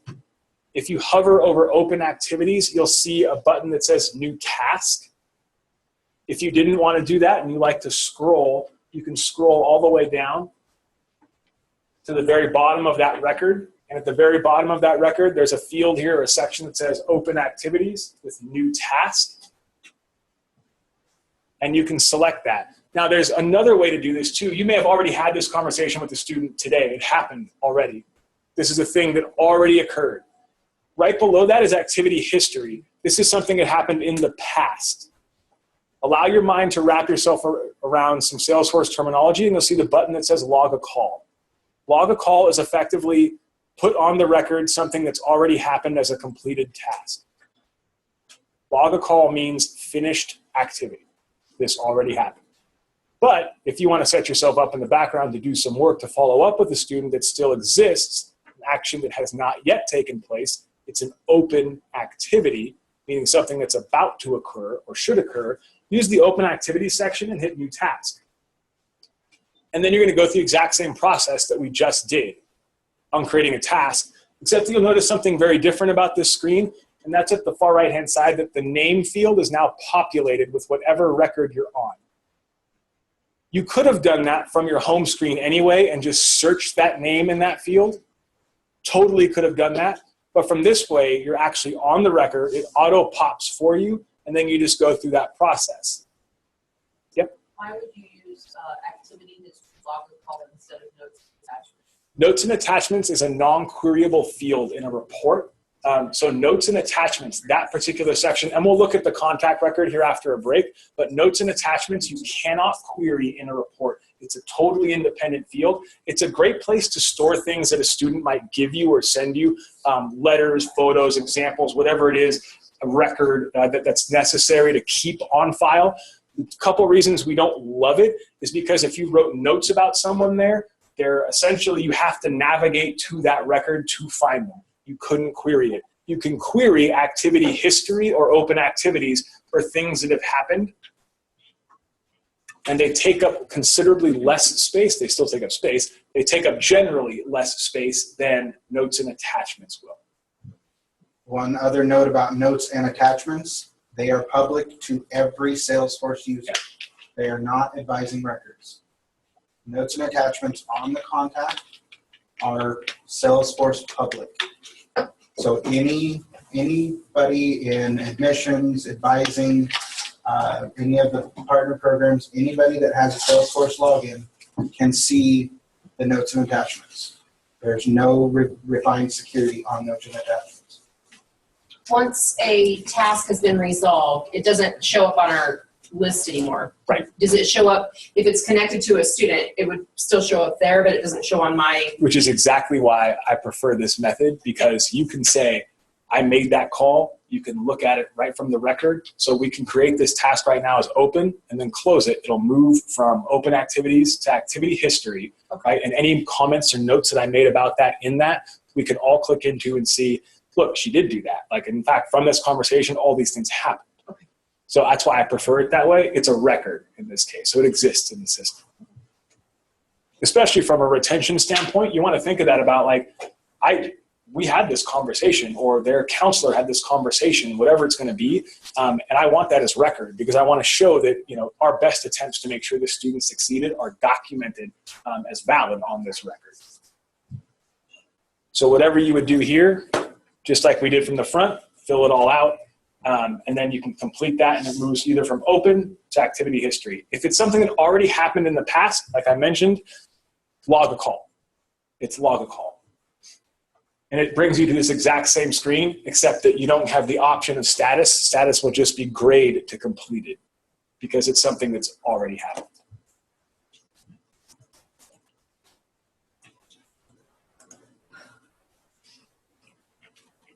And last thing for those folks that were wondering, how did we do all of these different things? Thank you for whoever did that there. So in the assign to perspective here, from the assign to field, you'll see a lookup there. That lookup, if I click on this magnifying glass and assign next to assign to, if I click assign to, you'll see that because my name was in there, it's going to show my name, or I can search somebody else's name.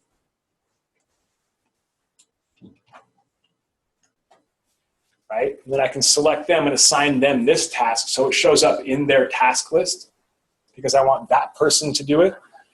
I'm not a big fan of the next thing I'll show you, which is the tab right above that. It says multiple users, meaning if I select multiple users, I can then go from the public groups to users, and then I can select people here and I can bring them over into my list. Now the thing about this is, like I mentioned, it assigns the exact same task to these people. There is no way of those people knowing that they've all been assigned this task. It just shows up as a singular one-off to them in their task list. The only real surefire way to make sure that they see that is that when someone is assigned a task, you click the record of the person it's assigned to and go to open activities or activity history and read the subject lines to see if this is something that's been assigned out to multiple people. There's no notification around that. It's not sexy. It's very scary because effectively you can have 5 people do the exact same thing. You can replicate or duplicate work. You can also annoy somebody if the subject line is call this kid about that. I don't need 5 people calling me in the same day about my financial aid records not working out. That's rubbing in dirt in my face. So something to think about.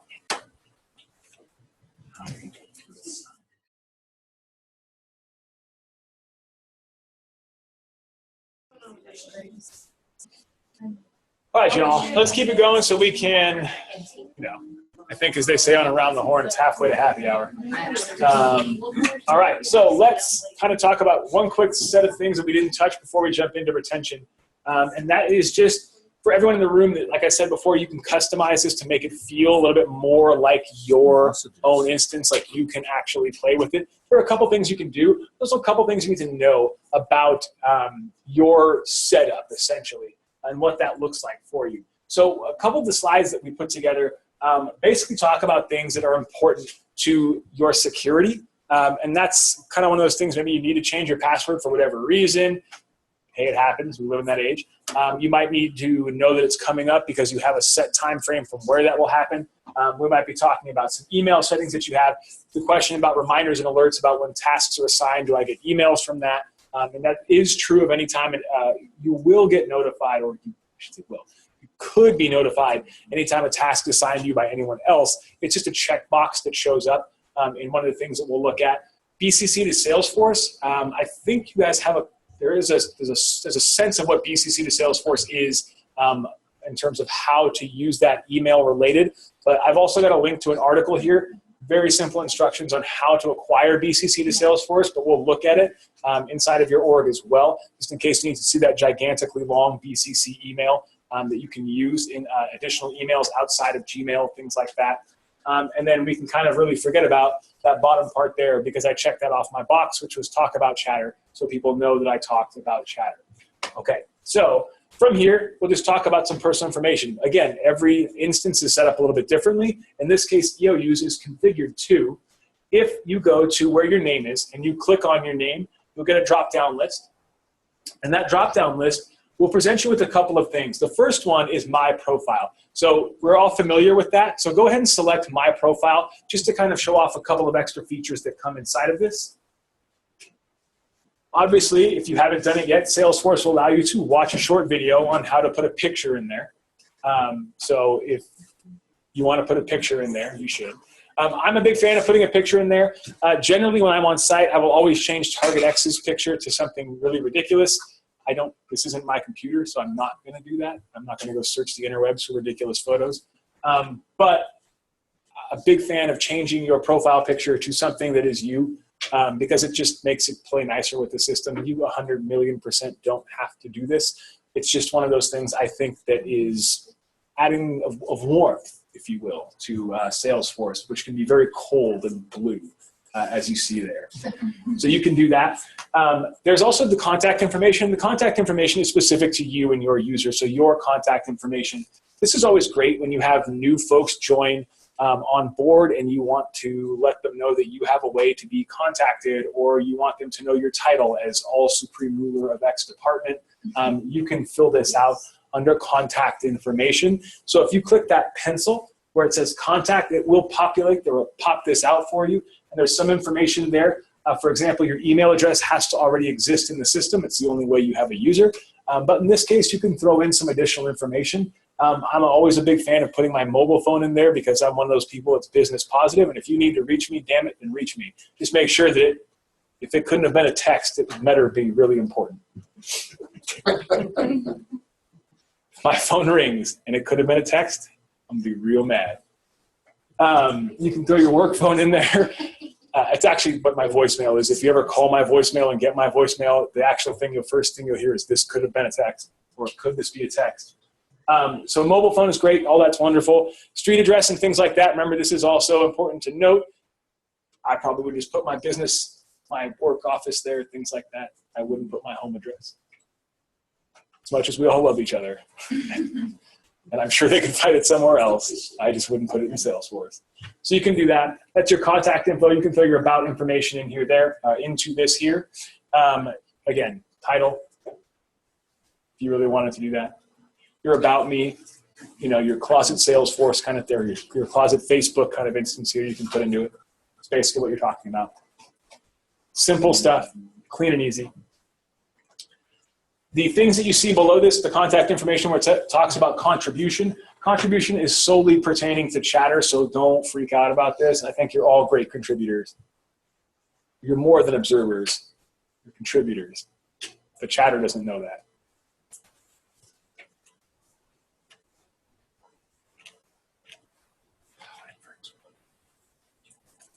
One last thing we'll have you do from that drop-down menu there where your name is at, select that. You'll click Setup.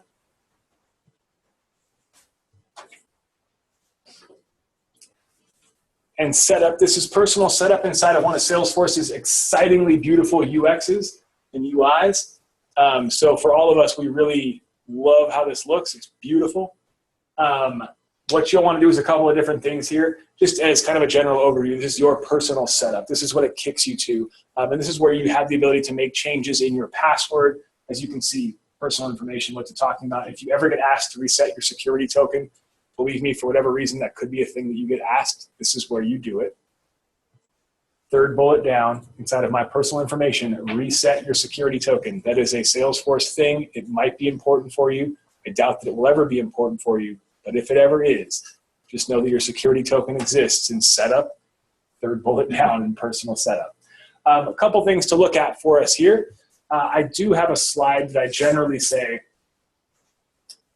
this is something I'd like you to do. This is an exercise. Modify your alerts and reminder alerts, your reminders and alerts. And basically, this is modified for your org instance. You can go ahead and click your name. We hit the setup button. We already got that. We see personal information to the left-hand side. Whoops. To the left-hand side, we see right here, or you can basically say my personal information here. It's a drop-down list. If you click activity settings or activity reminders, this is the screen that you're brought into. Did everybody miss that? Do they want to see it again? Okay. Those are your activity reminders. Essentially, if you're setting tasks and things like that, or if activities or events or meeting requests or scheduling has gone from that calendar, whatever it is, this is how you'll be notified, or if you'll be notified. You'll see there, email me when someone assigns me a task. That box is checked by default. You could uncheck that if you don't like email showing up. Where will the trigger alert, when the reminder comes due, where will the alert trigger? It's a pop-out. It's a pop-up window. So if you're blocking, Do that in your email or just on your computer? right on your browser, it'll be a pop-up window. So if you're blocking pop-ups, you'll generally, most browsers are set this way. If you're blocking pop-ups, you'll see what will happen in your URL. They'll see a little button come across that says pop-up blocked, right? And it'll flash for about 3 seconds. If you just click that and change it to say always allow pop-ups from Salesforce NA32, it'll do it just for this website. Or you can just go into your settings of your browser and say allow this website. But it's a pop-up. So if you're blocking pop-ups, you won't get those reminders, just an FYI. So those things we talked about, setting that 8 a.m. or that 10 a.m. reminder, if you're blocking pop-ups, that won't show up. Also, it'll play a sound. As you can see here, it says play reminder sound, and it sounds like that super old school, what we all thought magic sounded like when magic happened. Whatever that sound is, I'm not going to make that sound, but you know what sound it is. Whenever that's the sound. So Salesforce has really moved into the 21st century, but you get the idea. And then email settings. I mentioned BCC to Salesforce. You're all vaguely at least familiar with BCC to Salesforce and how that operates for you. However, in order to obtain that BCC to Salesforce address, should you need it, one, in the slide deck, there is a link to a small article that says click this, click this, click this. Or you can go into your personal information here. The drop down is email, left-hand side, and it says my email to Salesforce, which you can all read as BCC. If you select my email to Salesforce, your email to Salesforce address is that gigantically long BCC.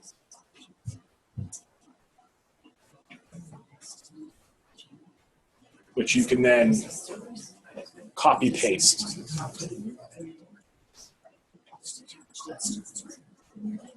You might want to briefly describe as a reminder what that actually means. Fair, very good. Thank you.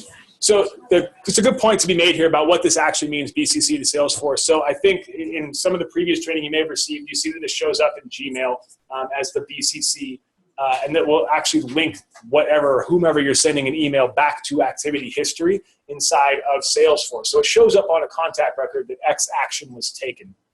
If you're using an ancillary email server, one that doesn't have that configured for it, and you're sending personal emails or communications to students or anybody that has an email address inside of your CRM, if you use the BCC to Salesforce in the blind carbon copy field of that email, it's going to associate that email address. Basically, it looks back up in the system. It says, look, Salesforce, does this email address exist? It does. There's a record. Phenomenal. Put this as activity history, closed task as we saw earlier. Put this as activity history on a contact record. So you basically have record of an action having taken place. It's a way to record that in the system without creating, you can do a whole bunch of different ways of bringing that information back. Painful, but that's the fastest way of making sure that email subject line gets tied back into the Salesforce system, is using BCC to Salesforce. Is that too easy? So if we wanted to add another email, let's say for some reason I was more gung-ho than would be believable, I could add my own personal email in there, go to the bottom and say save, and then it'll go vote.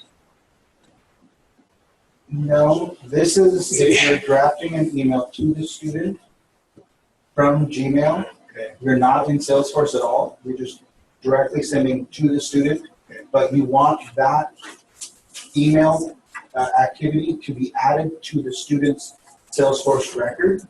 You add that BCC, so your BCC, so you're sending your email directly to the student, but you're also saying, hey, Salesforce, add the history to the record. So it's a way of linking that back up. It's a way of taking a personal email account and bringing it back into Salesforce. You'll note that within Salesforce on a contact record, here we are back in activity history, there's a button next to log a call that says send an email. That's going to use whatever email you use inside of Salesforce to send an email to a student. So effectively, you could do it off of a contact record. It's going to show it as coming from whatever Salesforce or whatever email address that you're using to log into Salesforce. It's going to be a little more blasé because it's a Salesforce generated template look and feel. It's not gorgeous. I mean, you can write your own body of the email, but it effectively ties it as activity history into this here because it exists in activity history. As soon as you hit send, it ties it onto the contact record. Yes. But then within my email environment, will I be able to see those, like my normal emails, send, receive, etc.? Yeah, so this is independent of that. Okay. That's why we talk about the BCC side. I want to see what's coming back and forth, things like that. Your send receive address, right? It's going to be the same, so it's going to come back to you, but the send out it won't have coming out of your normal email. You would just get response or reply. I'm sorry, I'm confused. So we want. Me too, actually, to be honest. We want a BCC to Salesforce, we need to add that here? So BCC to Salesforce, if you're using Gmail, right? If you want to make sure that that email comes back into your system, shows as a touch on activity history, that this is a thing that happened, right? The BCC field should, I just do a quick demo? Yeah, you can fire away, please. Like, I don't want to mess with anyone's stuff, but. He's actually logged into my email. That's what he said. Yeah. I do it. Because I Okay. can do lots of bad things, but I won't. So this BCC, if I copy this BCC and go to my email. Sure. I'll say, I'll come back. There's room up here, Brenna. Thank you. Okay, So you copy and paste that in the BCC section of your email? Yes. So if I'm actually in my own email and do a new message, and I'm sending it to Jeff Carmen, and I add that great big long thing is the BCC.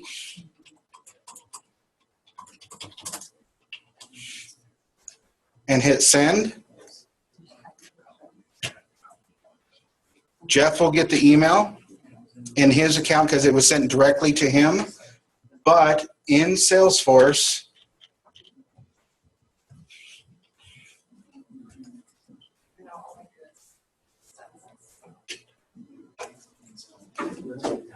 make sure it's the right record. Under activity history, after it actually goes through all the email servers and gets back to Salesforce, in a few minutes that should pop up. Refresh, mine just shut up. That's cool. And that way it'll be in Salesforce and in my email if I want to look. Let's go down. Key to note, the student's reply back will not show up. Correct, because the reply back does not have the This is BCC. only a one-way, it's So only you the could message. forward that with your blind CC again if you wanted for someone to have their responses in front of them. Correct. And if we were in Salesforce and clicked on that email, then it would pop up what the email said. The response you mean? Not the response, but what we emailed would be in Salesforce. We will Like see. you need to fill out your grad app by blah, blah, blah. And this is going to be important for, handing off to someone to back you up so that you can have Yeah. them stuff or whatever. They don't have to check. Or is it unresolved? Because he technically has two profiles right now. That's true.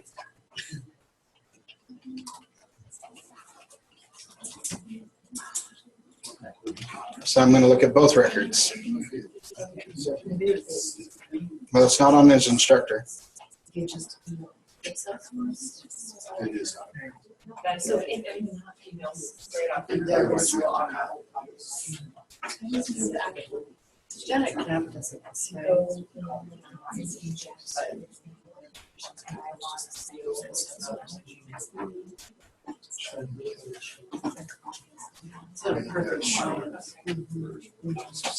I might.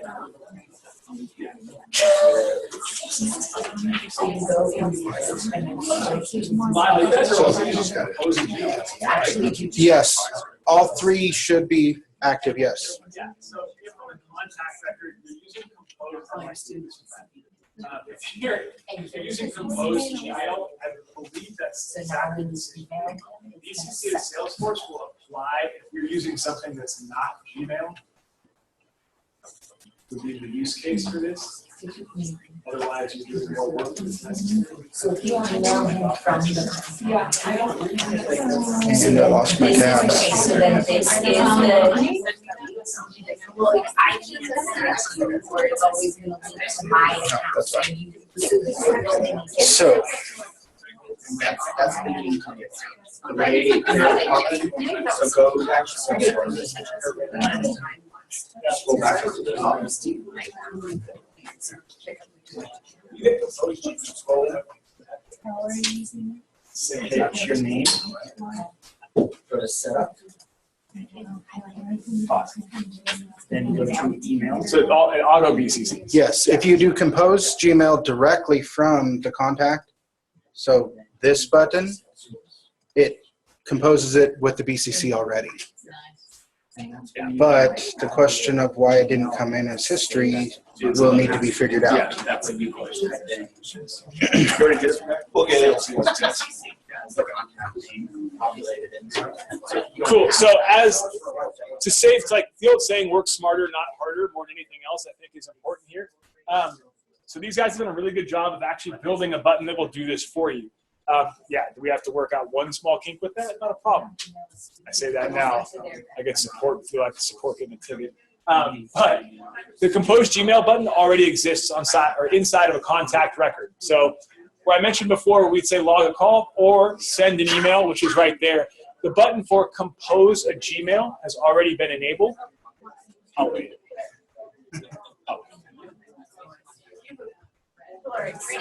I'm listening. No, it's good stuff. Like I love email too, just not as much as the next guy, I guess. They're just going to reply, and then you have to send it. If you want that whole conversation checked, you have to.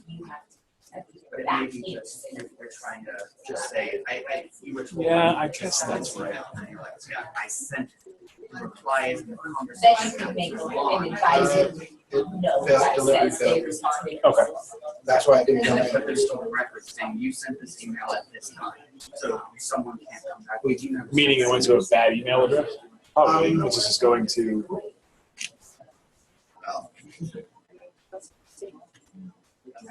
So I would say. And it's entirely possible that I copy and pasted the email to you. We'll figure that part out. We'll work with that. There's time for this one. Yeah. Okay, so just to kind of double back to that, two things become important here. One is they built a button that exists, Compose a Gmail. Working on that, trying to make sure that actually illicitly works, and I'm pretty sure that it does or it will. Other question point there is send an email button does also exist. That's going to tie it into a contact history or the activity history. Your BCC to Salesforce address comes in your My Email settings under My Email to Salesforce. Should you ever need that BCC to Salesforce, you go to your setup, email settings, My Email to Salesforce, and then copy and paste that into the blind carbon copy of any email that you'd be sending out. The system then in turn goes back in, looks, finds a match, puts on activity history. It's a lot of black magic in the background, but it works. It's technology. I don't know how they do it, but they do it. Other thing to note about email, because the question was just raised as I walk back, is how come when I scroll this record, I see this thing that says email campaign activity? Why doesn't it go there?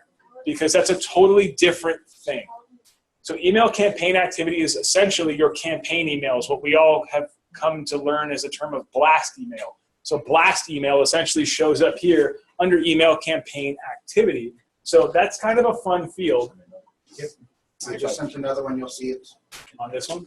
Yeah, I type out the VCC when I did it the other direction. Cool. So two things to point out now about email. One is activity history, and so from the Compose Gmail, you can see what happens, and that's this. It says email as a subject line, and this is the VCC test that gets set. So if you're using Compose Gmail from activity history on a contact record, you will be able to see that drawn in as activity history. Okay, that essentially gets to a sent and reply record inside of your Gmail because it's tying it to both. your replies will come to Gmail because they got sent from them.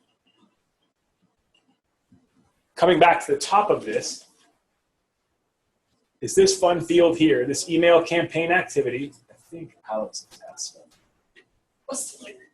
There we go. This email campaign activity, and this looks just like this on a contact record. The beauty of this is you can actually see what a student has done with email campaign activity.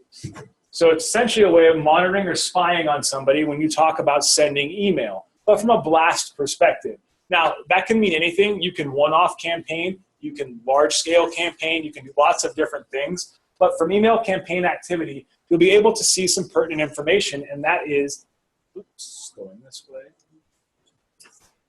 You can see the campaign itself, meaning I can click on that and find out what email campaign that was, what message that was, the date and time it went. If a student had it bounced or received, meaning was it delivered or not, in this case, R means received. Did they view it? Yes, because you see the dot there. Did they interact with it? Did that email have any links in it that they could have clicked on that would show up in this case? So did they interact, yes or no? Did they profile update, opt out, and did they forward on to somebody is also other information you could see. When a student tells you that they didn't receive an email, but you go right to their contact record and you say, well, that's really odd because not only did you receive it, you clicked on the link that took you to the thing that you should have registered for, you liar. You could see that. So there's a way of taking a look at that. In addition to that, you'll see at the far right-hand side, there's a resend button as well. So when that student who said they didn't do that or didn't see that says, oh my gosh, I never got that. Could you please resend it? Clearly my email doesn't work. Hit the resend button 5 or 6 times. See what happens. If you wanted to see what the message was itself, meaning you're unfamiliar with the message that was sent out, you don't know what that was, you may not be on the seed list, you haven't seen the actual email communication, you can click view and it'll pop it open into a new window for you so you know what the message is. You can one-off resend this. It will not, at that point, generate additional broadcast member data here. You won't know that that student in this case has received or not that particular email communication because it effectively is taking a campaign and turning it into a one-time email. So you can do that from this point. So it's always good to say, like, if you know some of the email communications that are going out in a blast perspective, i.e. registration dates, or you know, it's time to register for something, or that there's a deadline or an event, whatever it's going to be. If you know that email communication, if you know it, you've seen it, you know that it's a thing that's going out, it's always good to then reference back to students that you have from a retention standpoint and say, okay, I know that that went out. Like, I can definitely take a look at the record. I can take a look at the message. If I need to resend it when that person tells me they didn't get it, I can do that. I don't have to go find somebody else.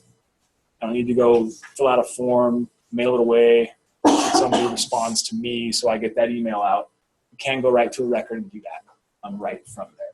Here, we had an automatic business hold go on earlier, and if we emailed, and we were supposed to email our students and, you know, check up on them and stuff, so every email address that I put in there, as long as I BCC'd it, Salesforce, it would show up in the student accounts. Or do I need to? As long as you BCC'd it to Salesforce? Yes. Yeah. It will be in each student's activity history that went to. Yes, it's not this one. This is a different thing. Okay. The activity history will, okay, like the SBCC. Yeah. Yeah, and we'll look at both again. But this is that large-scale blast email went out to everybody's students. Registration dates are for this. Registration deadline is, hey, found out you didn't register. What's going on with you? Like, because we'll run that report. Email campaigns are what University Advancement will be doing in general and on your behalf. So anything that is scheduled will be built as a campaign and can be tracked this way. Anything that's one-off that you're doing will go in history. No, yeah. Well, because I know, probably doesn't. When those email campaigns happen, is it going to go to the EOU email address, or is it going to go to the private or both? Depends on the campaign. Students been out for a couple of terms, that might not be in their wheelhouse. It depends on which funnel, which campaign, on what the target audience is. If that target audience does need to be contacted with the their personal email that they supplied with the application, like in the recruitment process, it absolutely goes to the personal email. And some of them will also CC an EOU if they have one. It depends on which campaign, which funnel, why and how they need to be contacted. An example. Retention kind of thing, they fall away from a term or two because of life. They're not looking over to you unless they link, and that's beyond my brain. They need to be contacted if their Gmail, whatever. So, It can be, but that's based on a specific campaign. It's not across the board for all. Each campaign has its own rules and criteria, and that specific, if we call that a campaign, whatever that one is, I can see where you would want to send to both. So if Johnny applies it, or sorry. No, I can answer this for you too. And then a year from now, I find out that he goes, hey, I don't use that anymore. I'm using Gmail or I'm using Yahoo.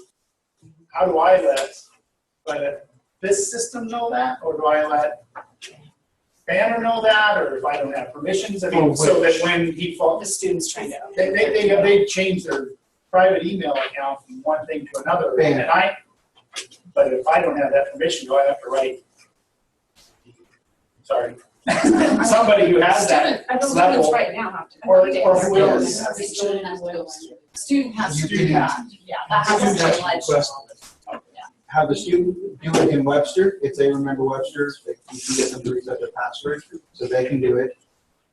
You can also request anybody that does have access in Banner to update it. So whoever your supervisor is, there are multiple ways to get it updated, but it has to get to Banner. For any student, so any of them that have ours registration, they need to be updated in Banner to replicate to Salesforce, because Banner is the master record. That's where their registration's happening. That's where their records are centrally housed. Thank you. If I could just add to that, the campaigns are, Marianne in University Advancement is the communications person that's organizing these campaigns, setting up templates. So we've had a work group working on what are the common campaigns like upcoming registration dates and graduation application deadlines, those pieces. And so depending on who those very broad campaigns are going to, if it's going to an online student, they're going to get the online specific version of that campaign. If they're on campus, they'll get that. And so there's probably, I don't know how many, there's probably a dozen of those that are very broad. There'll be mass campaigns or blast campaigns.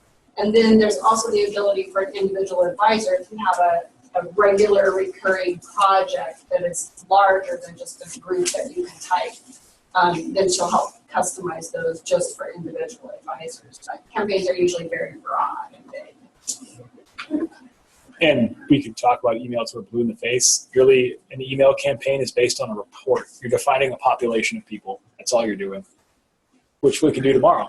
We can set up everybody that has sort of veteran status, right? We can look for that. If that information was in here, I know it's not, but if that was a thing, we could do that. So all that type of stuff becomes important.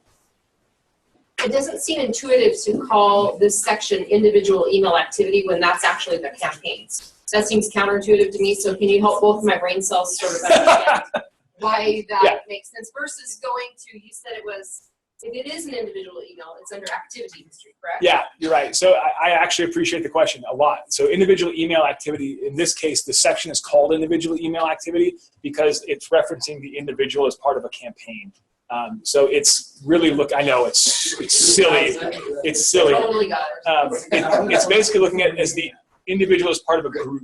So as a defined group member. So it's talking about that from that way. Okay. If we come down, everything else is activity history. There's no mention of email except in the subject of what the history is. So this down here, activity history, right? This could be, it could say email and we know it's an email. But it could be call. It could be, it could be hallway high five. It could be whatever you want it to be. I'm not on those. Okay. Yeah, so I think that's the right way to do that. It's just from the larger perspective. We keep it that way so you'll have visibility into it. More than anything else, you can click into these and see what was that campaign. Because if you're not on a seed list or a test list, you're not seeing that message go out, but you know it's going out, but you haven't seen the message, come in and view the message. Like, that's just one way of taking a look at that as well. The thing about it is, too, because from this perspective, there's a lot of things that go on underneath a campaign, all that tracking that's happening that you're not doing in an individual email. That's what this is built to do, is show all that member data statistic. So that's why it's built that way. Dumb name, don't disagree. Just kind of have to. Go ahead and refresh. Just like have to think about all the rest of it. Like everything else in Salesforce, the terminology battle. Thanks, Look at Lyle. that. Super. Where's this way to go? There you go. So, yeah. That's It's a pre-delivered, again, like anything in Salesforce, you can change it. So. Not a problem. Rename it. Wow, while you're at it, Yeah. I've had a few clients get rid of log a call and call it log an activity, but you don't have to do that. I'm just saying. Actually good. Well, because if we're logging in an email, Yeah. it's not really a call. Oh. That's a much harder fix, so I'm Sorry, putting him on the spot for that. It's a much harder fix. Okay. All of that being said, we've covered up a whole bunch of things there surrounding email, personal settings, coming back to home screens and things like that. Before I point out the fact that nobody else has that I'm wearing pink and it's Wednesday, and I'm disappointed in so many of you for not wearing pink on Wednesday. I own the pink. Do we all get that reference? Is there a thing? Mean Girls? No one? Oh. There has not been in the last year, anytime I present on a Wednesday, I've always worn pink, so it's always just been one of those things that, see, people are like, oh, we'll give them 5 more minutes of our attention now. So no, now that we've seen all those different things, it's great, but we're gonna move into some retention pieces now. Because in the time we have, it's about the right amount of time to really cover up what retention is and how to work with it. The beauty of this is, like I mentioned, these guys have created this site, which is pretty bomb. So we have a lot to work on from that perspective, but we also kind of need to know job function. Do I feel comfortable running job function? How do things get there if those are the questions that I have? Why are things there if those are the questions that I have? So we can kind of alleviate that in this session time now. So we'll go ahead and do that. Being in retention, just for the purposes of demonstration, I have way too many things open, so let's close a couple of these. Go away, go away, go away. So being in retention, I'm in retention from the app picker top right-hand side. I'm on my home screen. We all saw the home screen. We love the home screen. We know how to global search. That was something we learned prior and got demonstrated to again today. So that's a good thing. We know that we can global search right from the home page. We don't have to go to contacts to find that contact in global search. But because it's practice, and we like practice, not just theory, we can go ahead and click this contacts object to bring us into the contacts object. We've clicked around a couple of things now. And what we're presented with here in the contacts object is a section of recent contacts. Okay, that's just a bunch of stuff that we clicked on recently. That's all that means. Doesn't mean anything else besides that. Just stuff we clicked. Okay, this isn't going to be our most effective way to find students that we need to find. We're going to global search those students. We're going to find those students. We're going to start going through the actual processes now of what the heck are you in retention. So if you have global searched and you're looking for things specifically, I'm going to continue using your test record just because it's a good one to play around with for me. Find your student, pick a student, global search someone, or if they're in your recent contacts, select that person from recent contacts.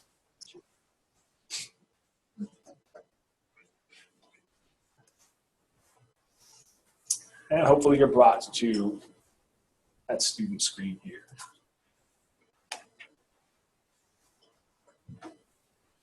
Cool. When the student pops up, do we pick application number or contacts?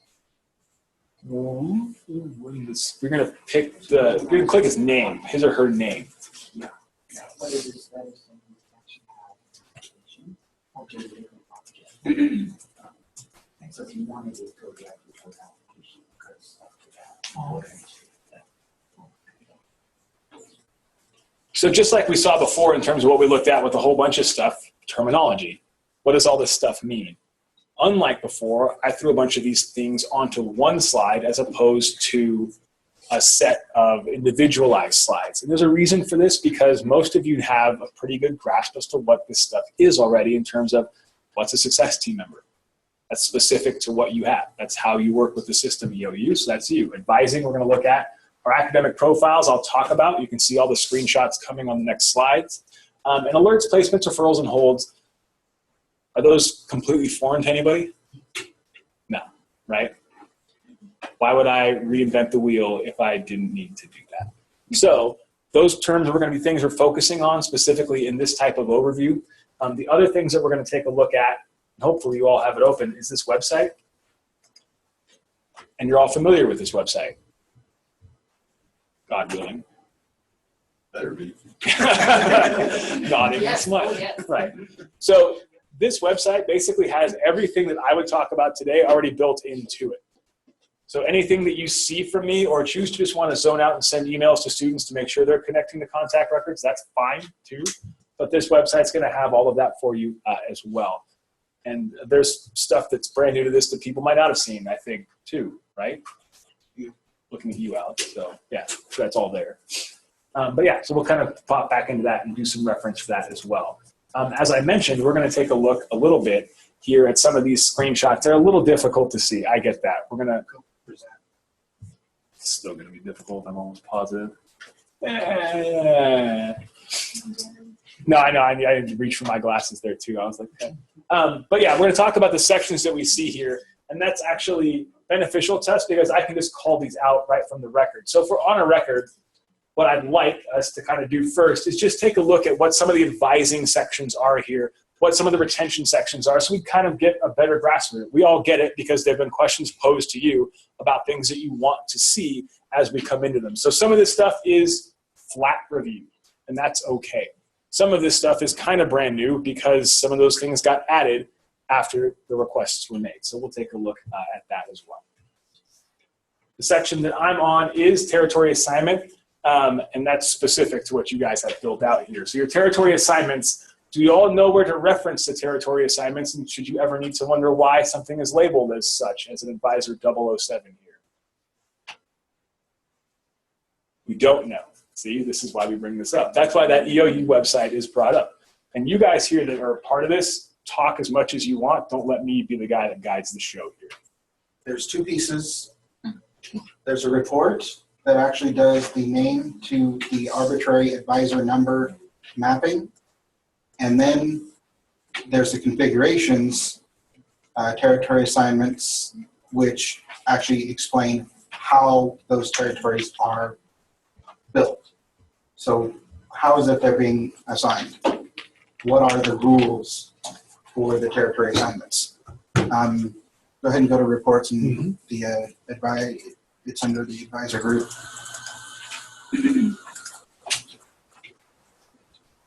So advisor reports, advisor to group assignment. Yep.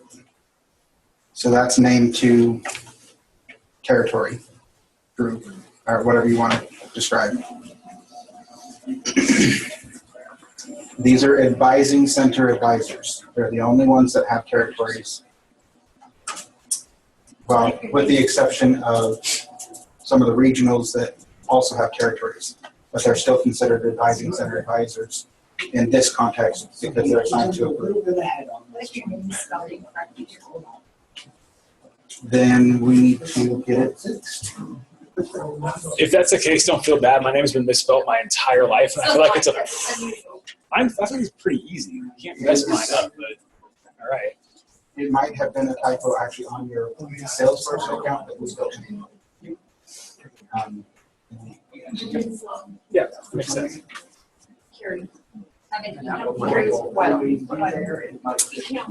Cool. So all that being said, again, this is the part where I don't need to kind of regurgitate information that you've already seen. However, knowing those territory assignments are helpful and where you're getting them and how they're being assigned are also helpful. One of them is a report. We've seen that. The second piece is inside of your EOU retention training portion there, the retention training section under configurations, second slide down, where you're going to see what the actual formulas are that create those. All of this, by the way, caveat, I'd say you guys are 90%-ish done with all of the fixes to everything that need to get put in there, I'd say. The retention as a whole, I would say, is 90. Most now is workflow. Yeah. Exactly. work processes minus some data fixes. Right. So you're seeing an almost mostly finished product with this. There are certain things that you'll want. Yeah, thank you. You'll want to kind of view it that way. Yeah, and almost mostly. So you'll want to view it that way, that it's pretty much there. Just know that there's always going to be a couple of things that are going to get tweaked, and that's going to be ongoing too as well. As you kind of see that down the road, there's a couple things that move with it. So don't look at this yet and be like, why doesn't it do this or that?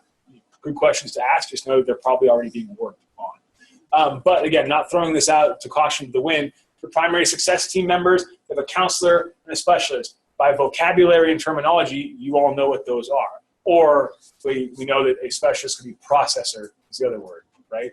Processors. So some people would know a specialist as a processor. With this, though,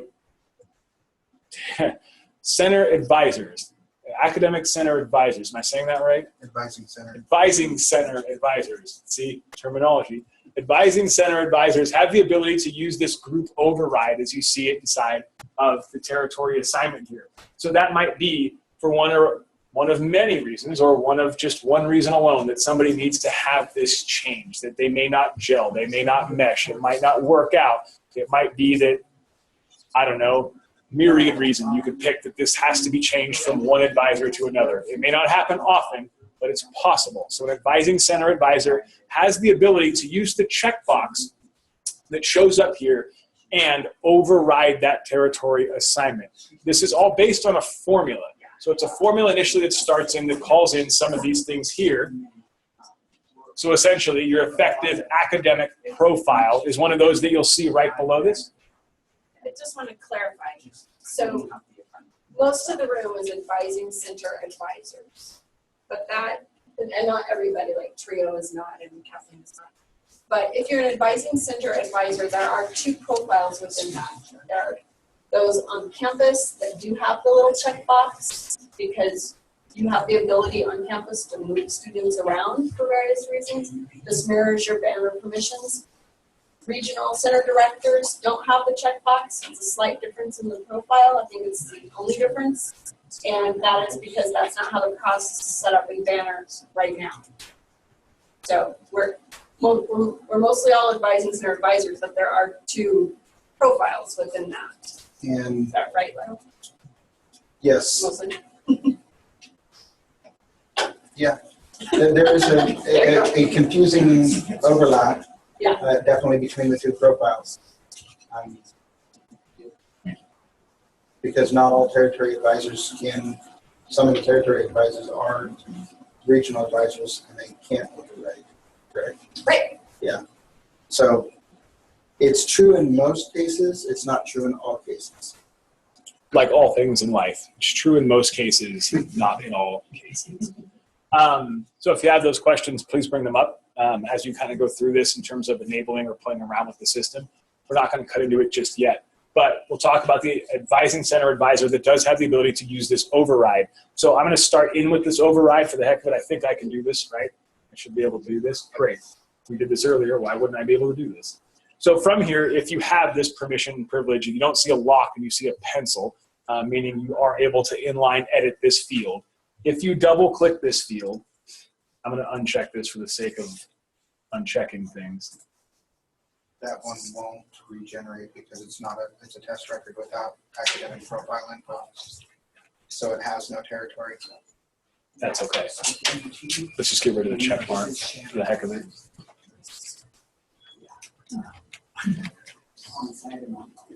So for the sake of what we're doing here, and Lyle's point of this is, because this is a test record set up in a certain way, the action that I'm going to take isn't going to fire the actual piece that's going to change the advising on this. But the point is, if you are an advising center advisor that for whatever reason comes across a student that needs to have that advisor reassigned, changed effectively, you can do that. And the way to do that is to inline edit that advisor assignment override. So double clicking here and then selecting that the checkbox. And then you have two other steps that need to be taken from that point. Once you've selected that, you're going to need to give a reason. So double clicking here presents a short list of reasons for which you might actually want to say that you are going to override this territory assignment. which, as we noted earlier, is mostly based on effective academic profile, which you see right below this, and or address. So we might give a reason here. This is a student request. Sure. If you do that, second step is to give an advisor override comment. How do you get that pull down? I just have an empty box. Oh, double click. Oh, sorry. There you go. No problem. No, it's all good. The inline edit, it's a good point to make. So inline editing, where you see the pencil over the blue fields like this, where that shows up, if you double click those fields, whatever is able to happen there, whatever edit privilege is allowed there is what's going to come up for you. The other thing you'll notice there, once you make a change like that, is in this case, the check mark is bigger, but it's not fully set yet because you can see the blue behind it. But also student request turns orange. It's been changed but not saved. Right. So you see where student request has turned orange. It's a way of the system telling you, it's effectively yelling at you that you've made a change that's not saved. So at this point, anything that you've done is just a little change. It's not a saved change. Go ahead and change the, since you're actually doing the override, change the territory itself.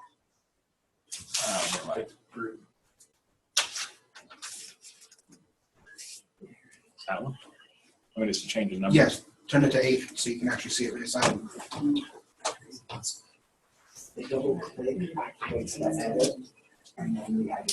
So we're going to make one more edit here too, just so everyone sees this. First things first, if you're making that academic override, if you're the advising center advisor making the academic override, you'll check mark the box that says override, because that by default will always not be check marked. It's a formula that populates the field that gives you the advising center advisor, or the success team member. When you check that box, you have 2 steps to make after that. And one is, what is the reason that you're checking that box for? It's that short list that we saw, student request, other, could be a dual minor, whatever that's going to be. We're going to make sure that we select that correctly. After we've done that, and I believe generally you want to make the comment for when it's other. Yeah, when it's other. When you select other, from that drop down, you're going to be required to make a comment here as well, where it says advisor assignment override comment. Should you have selected other, it's going to make you go ahead and force you into picking or to commenting in that field. What is the reason that that's happened? In this case, I've selected student request. I don't have to do it, but I can, for the sake of demonstration, populate this and say,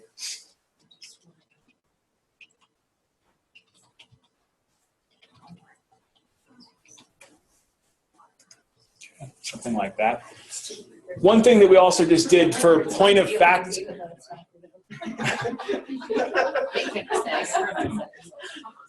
I just realized why that was funny. I'm sorry. It's my bad. Totally my fault. Well, as soon as it gets saved, yeah. your name will be up. Not my issue. Yeah. Somebody else's problem. Exactly. Totally. Tough. Yeah. One less, right? So we also did one other thing here, and you'll see the advising territory was changed from advisor 007, which is actually Kendra's. Lucky for you at 007, that's a fun one to have. So advisor 007, we changed to advisor 008, which if you read the Bond novels is also pretty cool. But advisor 008 is something that will change here. So this is what's actually going to change Kendra's name off of this, is because we're doing this. The test record wouldn't do this. If we didn't do this, you wouldn't have to do this. It's just the way this is going to work. So these changes have been made down there. I'm going to hit save at the top.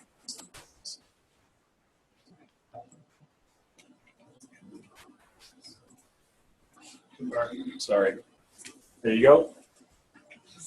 So all those changes are made. Territory group assignment there, advisor group assignment, we moved from 007 to 008. By moving to 008, it reassigns here to Brenna.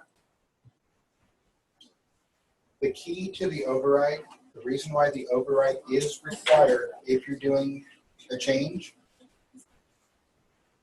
if the override is checked, the normal territory rules are disabled. If it's not checked, the primary advisor, if another advisor isn't already set as primary, the primary advisor will always match the territory rules. The override says, ignore the rules, they're going to this one. It's your manual way to say, I don't care what the rules are, they're this person's period. What did you say to us about the specialist designation? That's the operation or application specialist, aka, yeah. Process. The other name for the process. Otherwise processor, yeah. Okay. I heard you say something in English. No, totally. I mean, these are fields specific to EOU, so I only know them as what they've been explained to for me. But in this case, yeah, your specialist here is your processor. Okay. We're the only TargetX customer that has territories built out the way we do. We have counselor territories, we have specialist territories, and now we have 2 different levels of success team member territories. If you want to get into a really smart Salesforce conversation, hang out with these guys. Or you can watch the Warriors game. So if we change the advisor assignment in Banner, we don't have to go in here and override anything really, just going to update, or the rules that are in here going to cause a problem. That's a fairly complex question and a complex answer. I guess maybe I just need to know, do we make the changes in here for changing the advisor, or do we make them in Banner? For now, everything is the status quo in Banner. Okay. Until we get everything fully fixed and syncing, and then the changes will be coming to Salesforce and replicating back to Banner. And when that happens, you will say effective today, start making changes in. Yep.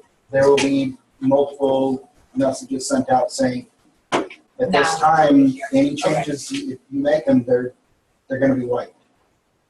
When things start syncing. Yes. Wait until this. Wait, not okay. Right. The Titanic stuff. Okay. Will secondary advisors automatically become like success members, or? No, Well, I already did that, but you think that we can All advisors, anybody connected to the student is a success team member. So if I'm in Banner as a secondary advisor, I'll show up in sales. Not yet. Well, I'm not in Banner yet either, so. That's actually a good question. We're not gonna have to go through every single student and say. For the existing population, we will replicate all current advisor assignments from Banner to Salesforce before we turn on the replication for the radio thing. So the only new students will have to be assigned in Salesforce. Okay. We are not there yet because we have to make sure the territories are right. And if we did it now, in a week, 2 weeks from now, we would be out of date and have to do it. Yeah. So we're waiting on that until we get the territories to get the primary fixed and right. Then we can replicate and switch all the processes so that Salesforce advisor assignment becomes the master record and Banner is updated based on that. We are probably at least a month out from being able to be sure that that's right. So I've added all of our HEAL students in Salesforce already. Should I wait until, You're fine. We're not going to be deleting anything that exists. We're only adding the but should I same put password. it in Banner too, or that would be redundant? And it won't hurt I anything. can't yet, but. The key about the trio, because it's all new and you've added in Salesforce, tomorrow when he's in recording, you'll actually be able to see him, whereas now you can't. Right. Yeah. Well, yeah. Okay, thank you. I mean, if we needed to add new success team members, we do have the new success team member button here as well.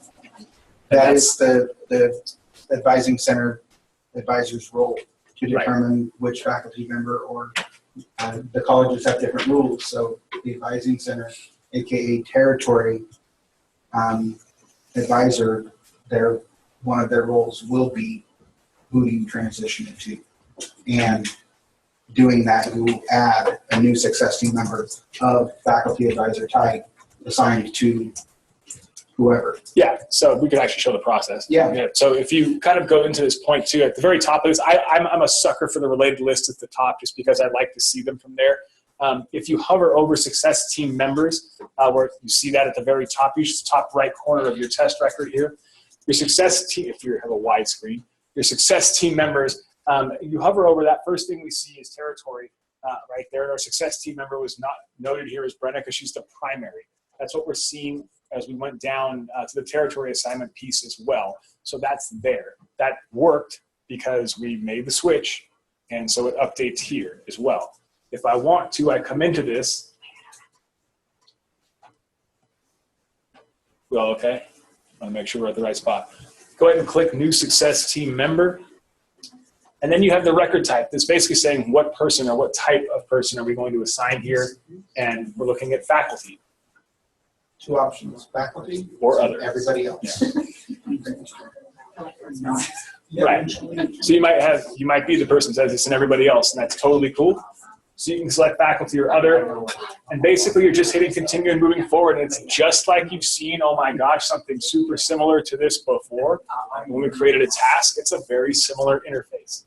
Okay, so you're basically going through the lookup point. We know that our student is this person because we clicked it right off their contact record. So I don't have to look up the student. That's already done for me. I just need to find a success team member to put there. You can use your lookup. The other success team members can be any EOU employee. We've replicated the entire employee list as non-instructors or instructors. If they're an actual teaching faculty, they are marked as instructor. Every other employee is marked as non-instructor, excluding student workers. And you can use the lookup field to find those, just like our global search. If that person shows up on the list, awesome. So then this person's becoming the primary? Only right. So you see there's a check mark right above the student here, right? So we have the ability to make this person primary. Or other, additional, more. So Sarah, after you save this, there was actually a button that we had created to set the primary. You might show them if you try to select primary now, it's going to error because the other one is still the primary and there cannot be 2 primaries. So there's a button that will actually do the switch for him. If I hit primary right now, it'll error. Okay. And you might show them that primary. Right. So Alex brings up something really cool, actually, to kind of note here. There's already one primary success team member for this particular student. If I select primary team member right now and move to hit save, you'll see an error will show up. So rather than do that, just go ahead and hit save. And there's a button right, is it edit? Where's the button I want to use? Why is the button not there? So there would be a button that shows up that says make primary. And despite Alex's lies to everybody right now, I wanted to see if you're paying attention. which is actually a great way of doing it. But it's a good point to make because there's already a primary success member there. So you can't have a second primary, right? Because that defeats the purpose of the word primary. Don't want to hear So what happens is if you try to save that as making that override within the box there, you'll see the error that Salesforce will throw because it knows you can't override that. And so Alex will fix this, and it's totally cool. Change your record type to faculty. No, I'll change my record. Yeah, other people can't be primaries. It's either advising center or faculty. Cancel. Oh. And Joe, I think you can hit change right there. Oh, record type. Change anything unless you have permission. Other. Correct. There's the button. There's the make primary. So Alex wasn't lying, it's just that I was doing something different. And so this is all part of fun terminology and kind of understanding the system as well. So it's great to walk through an error together so you all know what might happen in that scenario. In this case, we see the reason that happened, the reason that primary success team member button wasn't there is because my record type was of other. So we know now that we can't have other as a primary success team member. They have to either be faculty or the originally assigned advising center advisor, the primary success team member. makes all the sense in the world, actually. So in this case, we changed record type because Chad actually is faculty. And I selected his record type there is faculty. When that was saved, you see that make primary success team member button show up. So this is the fancy way of saying, I'm not going to go ahead and say that it's going to be Brenna anymore. We're going to switch that over from Brenna to Chad because we're going to make him the primary success team member. Brenna did her work. She said, you know what? Switch it, not me. But for the record, the territory assignment still exists. Brenna is still the advising center advisor, just as no longer primary if that button is clicked. Both advisors are still assigned. It's just a primary role transitions between them. And that primary success team member button is going to throw me an error right now anyway, for the heck of it. Why is it throwing an error? I didn't read it. Because when I that's what we were saying. I fixed this. You're still the territory. So you become a secondary. Just like it's sort. No worries. I know, I guess I'm just trying to picture it in space. No Or worries. like the student looking there. I tested it with this exact profile Would I too. still be on there?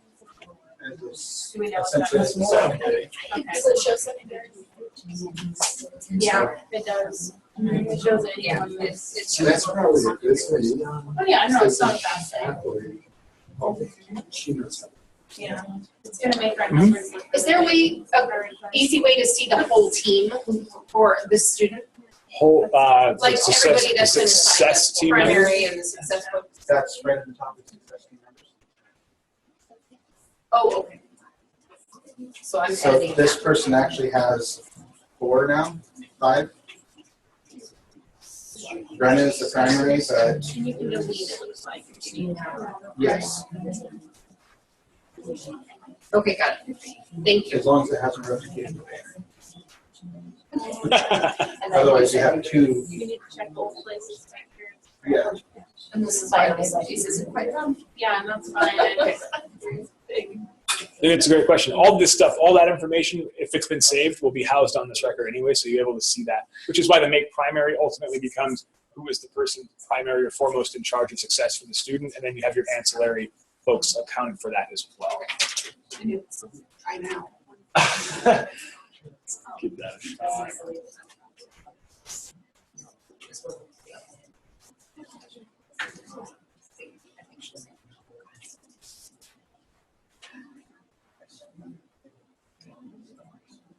Categories are a little easier for if we don't have your guys' access. We noticed on Tannis had a lot more, whatever, it changed a lot more than I could, so it was easier button for us than it is for them. So just so you know, it doesn't look like that exactly for us.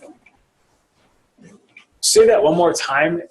So, it's technically like normal. the faculty or other, Mhm. on mine it has category is coach, community, Confederate tribes, disability services, multicultural, professional, student success, trio, veteran, and graduate. When So it's easier than yours is, like it doesn't have other or faculty. It has just a specific type. I go in and do it. You're looking at like Record type. I'm just saying, I like when I type in a student's name or whatever, and I went to student success at the top, student success team member, and clicked on that, and did new success team member and added it. Regional advisor, that profile only has permission to do others. Oh, okay. That's So it just defaults through. I have to first go either faculty or other, and if I choose other, then I get those. Okay.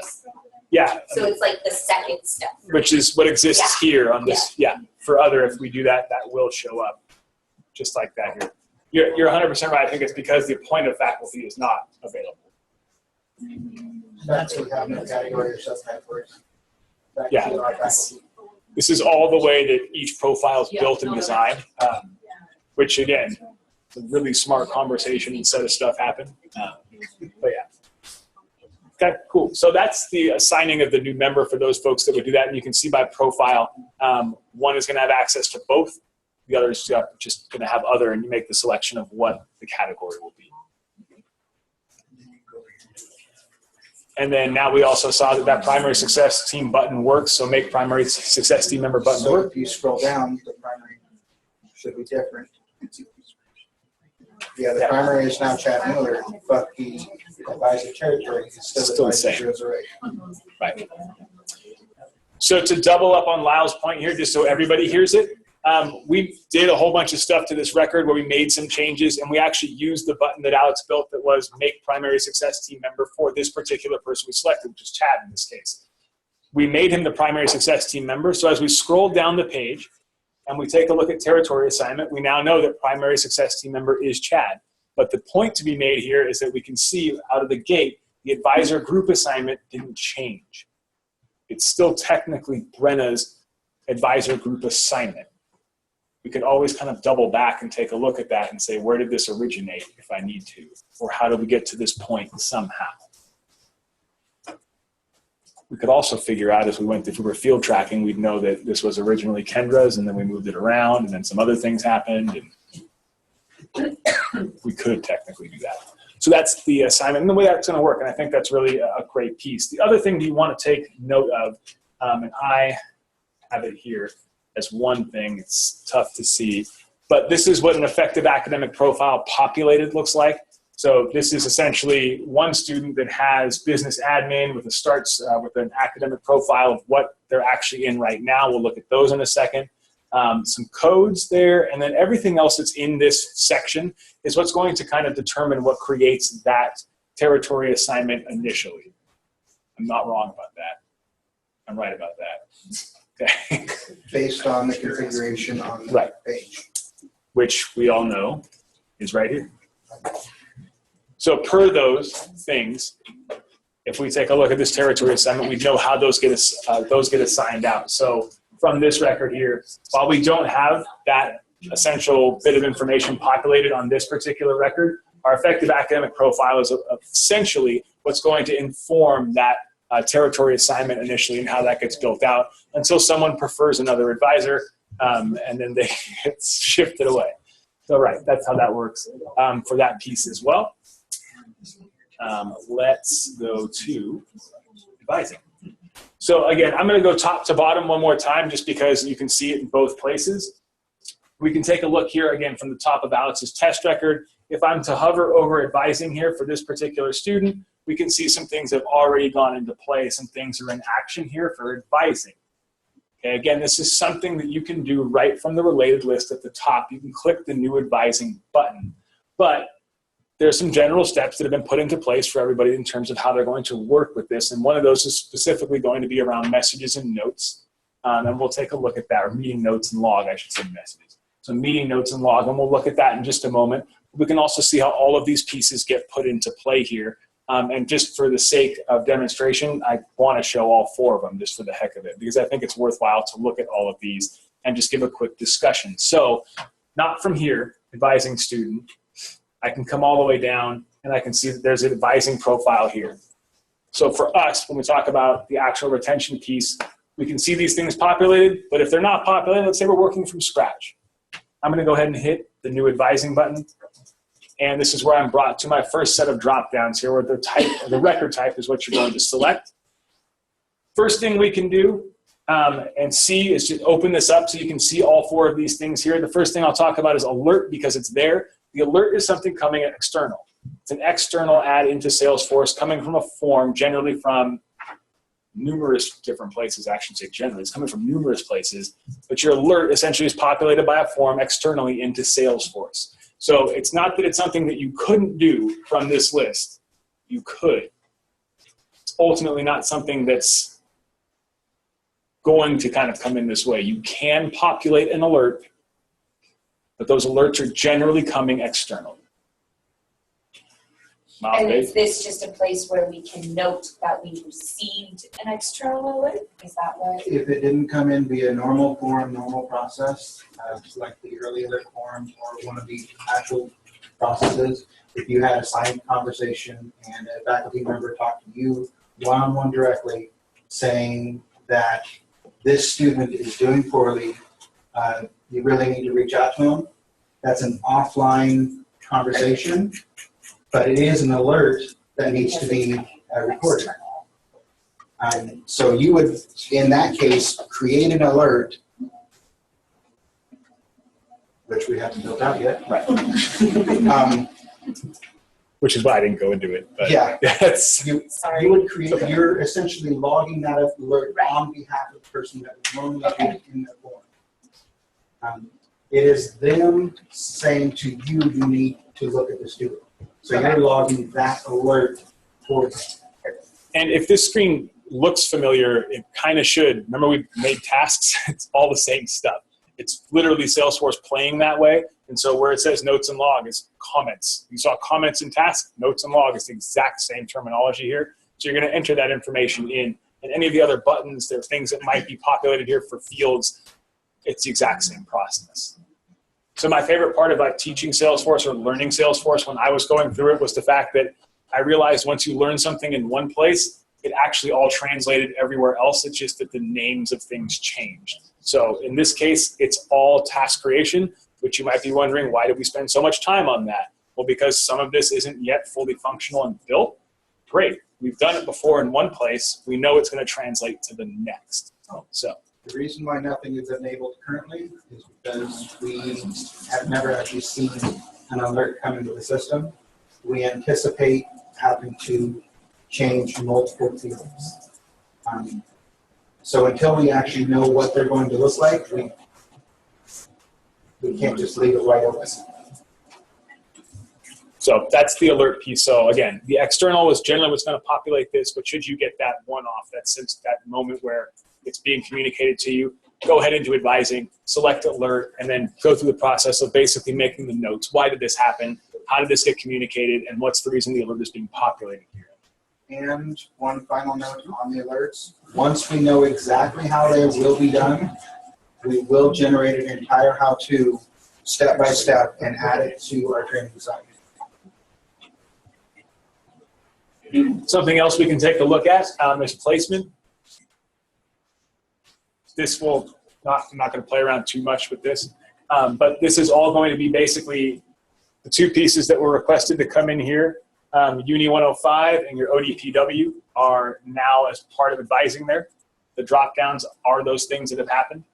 You can make selections of yes or no, and I think it's the date field. Yes, no, wait.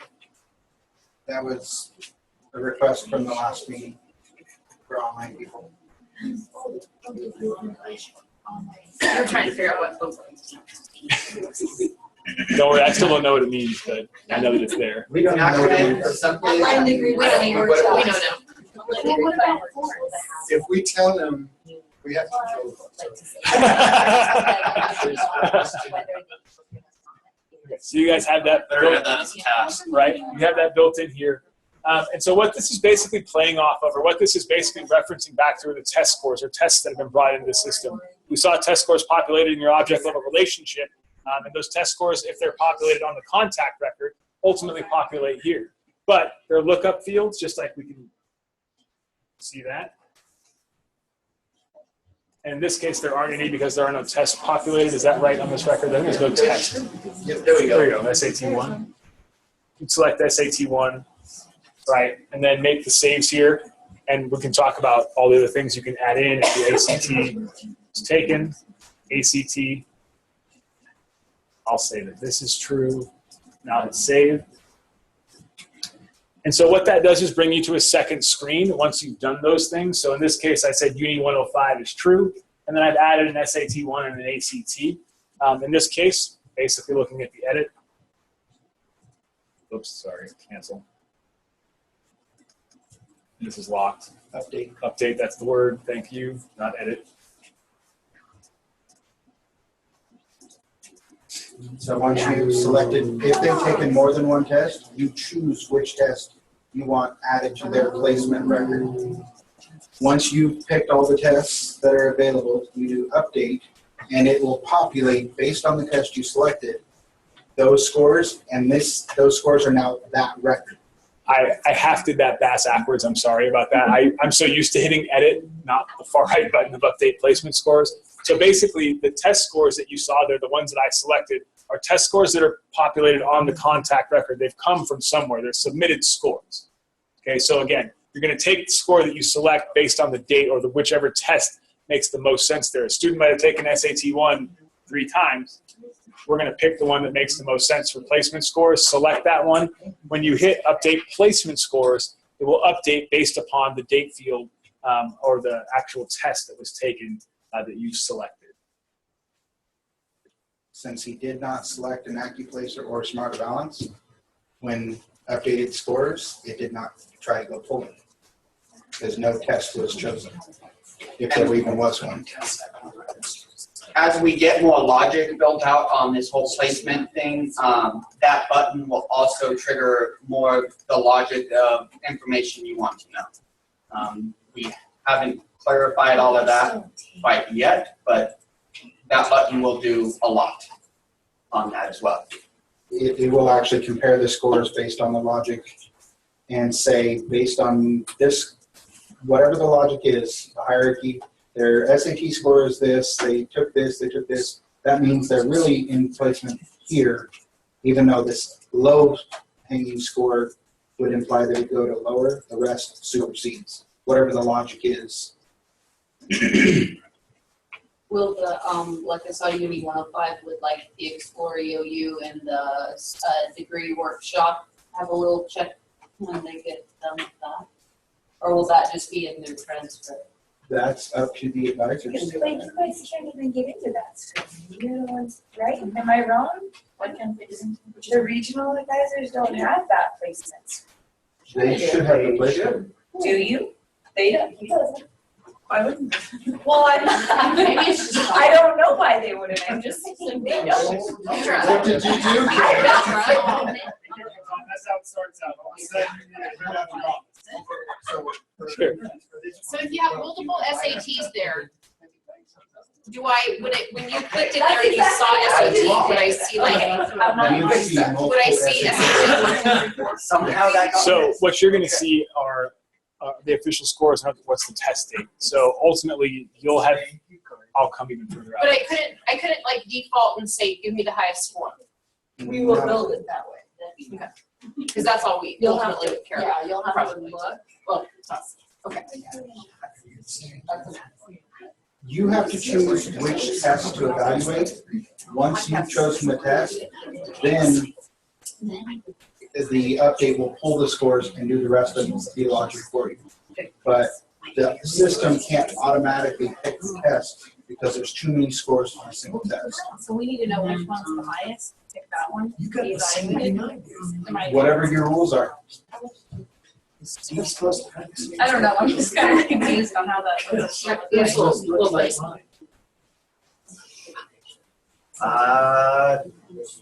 Possibly. Your question about will it automatically take, will it line up when you saw that, like will it actually show me which is the highest test score, the highest test sets? I don't know the answer to that question. I don't think it does that. Definitely will not. But if you hover over tests, you get all the tests. Yeah, you can see all the different tests by test date there, so you can click into those and say, all right, on May 1st, this SAT was these scores. On June 16th, this SAT was these scores. The June 16th ones seem to be a little bit better. Just move that in. Here's an example of why we can't do the highest test scores. Because there's individual scores. On one test, they scored really, really high in math, and the other they scored really, or on that test, high in math, low in reading. The other one, really, really high in reading, low in math. Which one's higher? We can't determine that. So once you've chosen which one to use, then we can evaluate. Moving on with the other pieces here in advising, you'll see referral. Referral is one that we can pull up.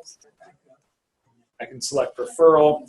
Referral ultimately is sending something external. This is going to be designed to send an email notification coming right from this, where we can see the student is already noted because we're in the advising. It's going to pull the student in automatically. It's referencing one student. What type of referral is this going to be? You'll see the pick list drop down. And so there's all of the different things that show up for this type of referral, meaning this ultimately is defining where this referral is headed, who's getting this information. This is essentially it's a veiled way of an email or anything else. So we could say, Difference here is it triggers both the email to the external office and records that it was sent. Okay. So you could trigger other activities, other tasks. Email both the student and the referred department at the same time. Give your general comment here about this, that, and the other. You might want to put a link in here to something that you found online. There's a reason that you make a reference to something or someone else. Image, etc. Make your comments. So this referral is actually going to someone, and we're just logging that we made the referral? Right now, it's only logging. Okay. We do not have it turned on to actually send Yeah, an well, email. yeah, because every office would have to have access, right? No, this sends an email to Okay. their primary email. So it literally refers, says this, there's actually a full template being drafted up that will include the merged fields print information to email the data that they need to know, saying, hey, I'm referring this to you because of this. They have holds. Can you find them in clearance or get back to me, whatever. It's that bridging the gap outside Salesforce where you still need to log that you did refer them to the other office. And doing it in one step instead of two. Which is pretty sweet. And actually sort of potentially in 3 things in one step. Email the student, email the referred, and log in. And so you can see we just put that in there. The one last one of these that actually is also important, we go back into new advising. We'll see the default here on meeting notes and log. This would be, should the student have a blank section for this? There are no meeting notes, right? There are no notes for this particular student. We would create them. We would hit the continue button here. However, in this case, I can see that there are already meeting notes created for this particular student. So rather than create a whole new advising meeting note section, I'm simply going to roll right over where it says the advising record ID, in this case where it says meeting notes, and I can select that. And we can already see a good example as to what these meeting notes look like. These are going to be listed in chronological order in the way that they're referenced here, which is date and name and essentially subject, or essentially date, name, and notes. So if we didn't use that process and we pushed continue, then it wouldn't be linked to these other notes that have already been there, which is not good. Okay, that's okay. Got it. So now that we're here, we can edit this. And you can see that we're going chronologically top to bottom. So 6-5 is on top, 4-28 is on the bottom. What is today? The 7th or 8th? Today's the 8th. But it doesn't lock her notes. Meaning you could delete them. Well, yeah, I mean, like accidentally delete everything she's put in there. Well, the fact that there's edit privileges around this, all of this is true of any case. Yeah. So it's going to be true of any, whether you did 1 by 1 by 1, or you did just 1 and continued adding. You have edit to all of it. You could make those changes. It's work integrity. Like No, I would just be afraid that I do something completely stupid. No, trust me. Like I keep Band-Aids in my suitcase. Like I get it. I'm with you. So in this case, you're going to go in chronological order, meaning the most recent note will go on top. In this case, so we see there's a 4/28, there's a June 5th, and then here we're going to follow the same format as it's listed here. Note who's making it.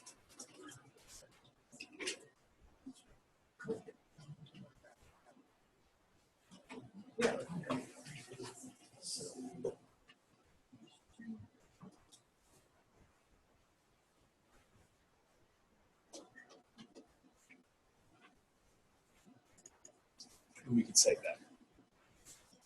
And so now when I look at those notes about this person, I can see who made them, when, and what those notes are.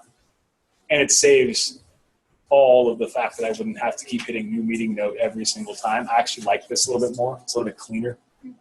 Can you show printable view real quick? Sorry, oops. Top corner. Yes. Top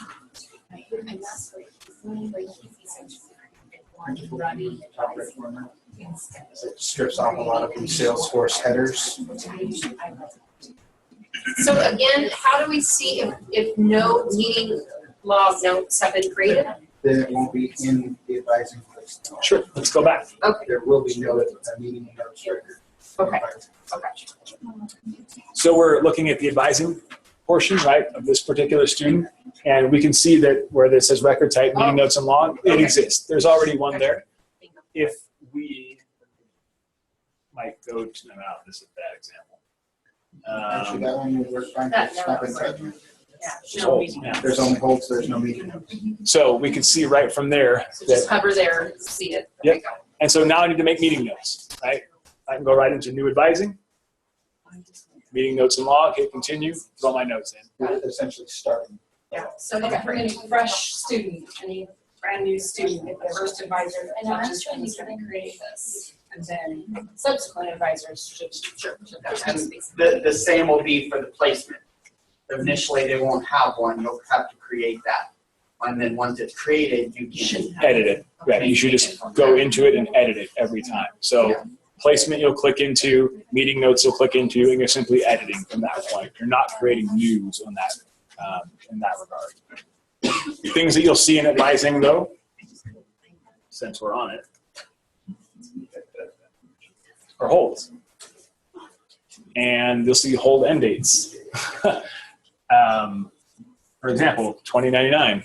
It's a long hold.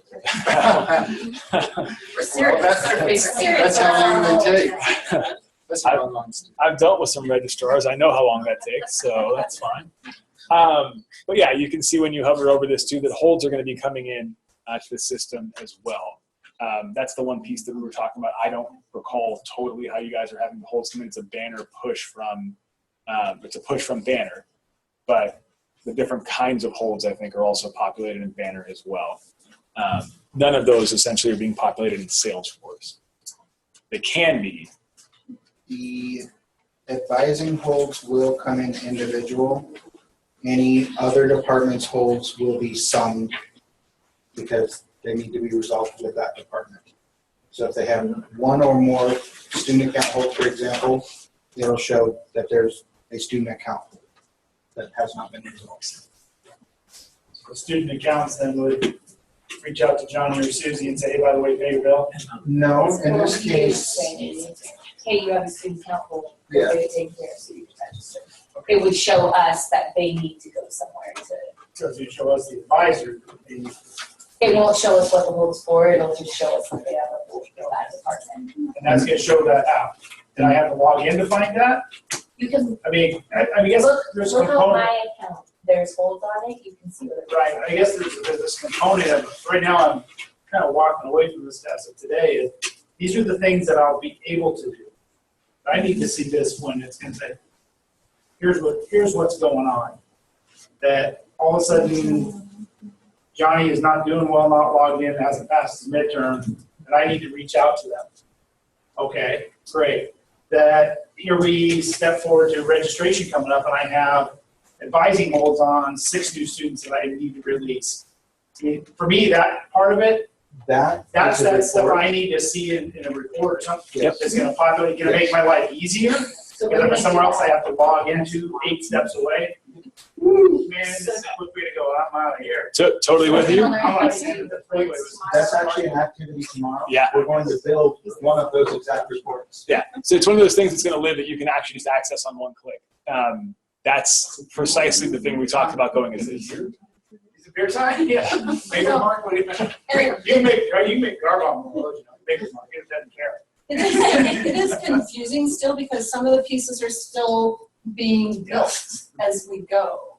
And we're not going to jump from one system to another and just drop a curtain and be done. There's still going to be replication back and forth and glitches that will have to be resolved. But I think the thing today is we're trying to understand what all these pieces are so we can build those reports effectively. tomorrow. Yeah, and to your point, you're right. I'd be the first person like, dude, I don't need to go to 19 different places to find the one thing I need.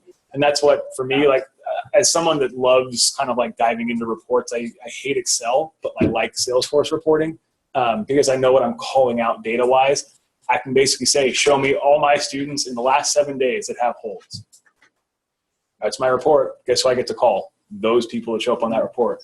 Fingers crossed, it's hopefully nobody, but you know, if it is, we can find it out. When we started working on this, I felt the same way. Like, there's so many things I don't understand, and as you understand it, as you begin to like understand it better and see how it all works together and it starts to come together, it feels really useful.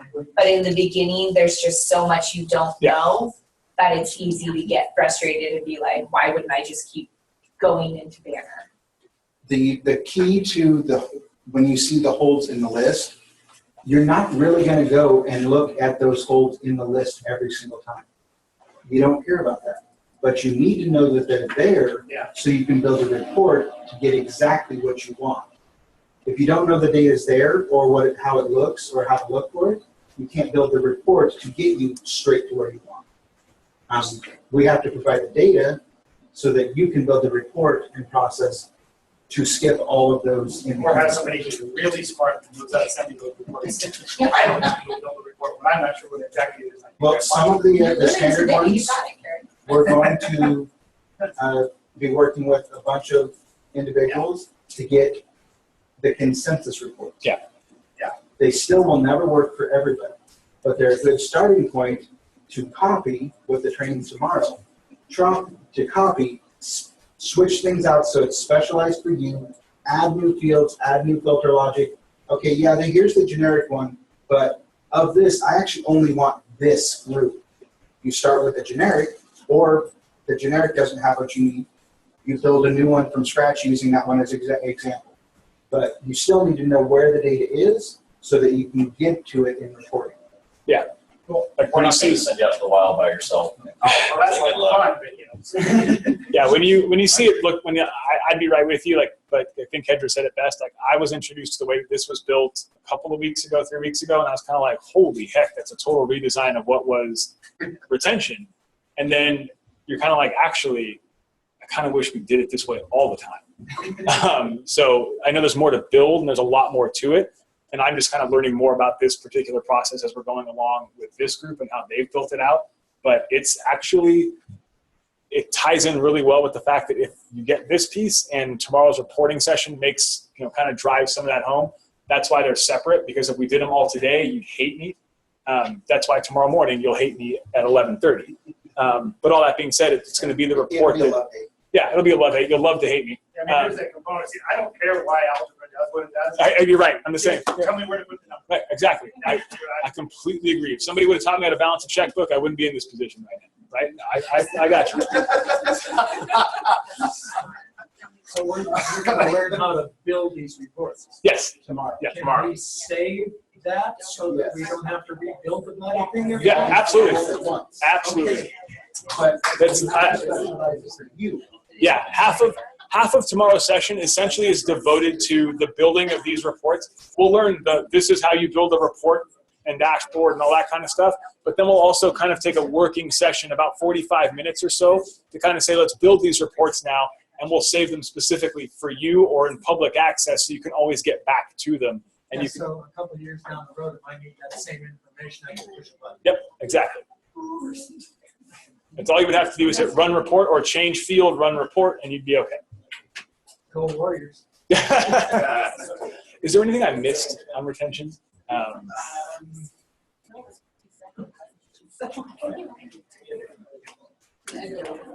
From contact detail perspective, we cut that up. The rest of it is pretty much just data and or reporting and dashboards. The last thing, just to kind of, you've all seen it one more time, just the last thing before we wrap this today, because we'll wrap it 2 minutes, is the reference back to this site. And so there's tons of different stuff that's in here, and you can see what your configurations for course flags are going to be and things like that. Let's go. Training. They're continuing to build this, which I think is great. I I really wish I would have known this before 3 months ago, because then I would have asked you to present at the summit. I'm already presenting at the summit. Then I'm not worried about it. So this is something then, yeah, this is exactly what you'd want to be looking for here on this side, is the training piece. So what I may not have covered today, or what's continuing to be built out, will make its way into this website. So it's worthwhile stuff to continue referencing back to.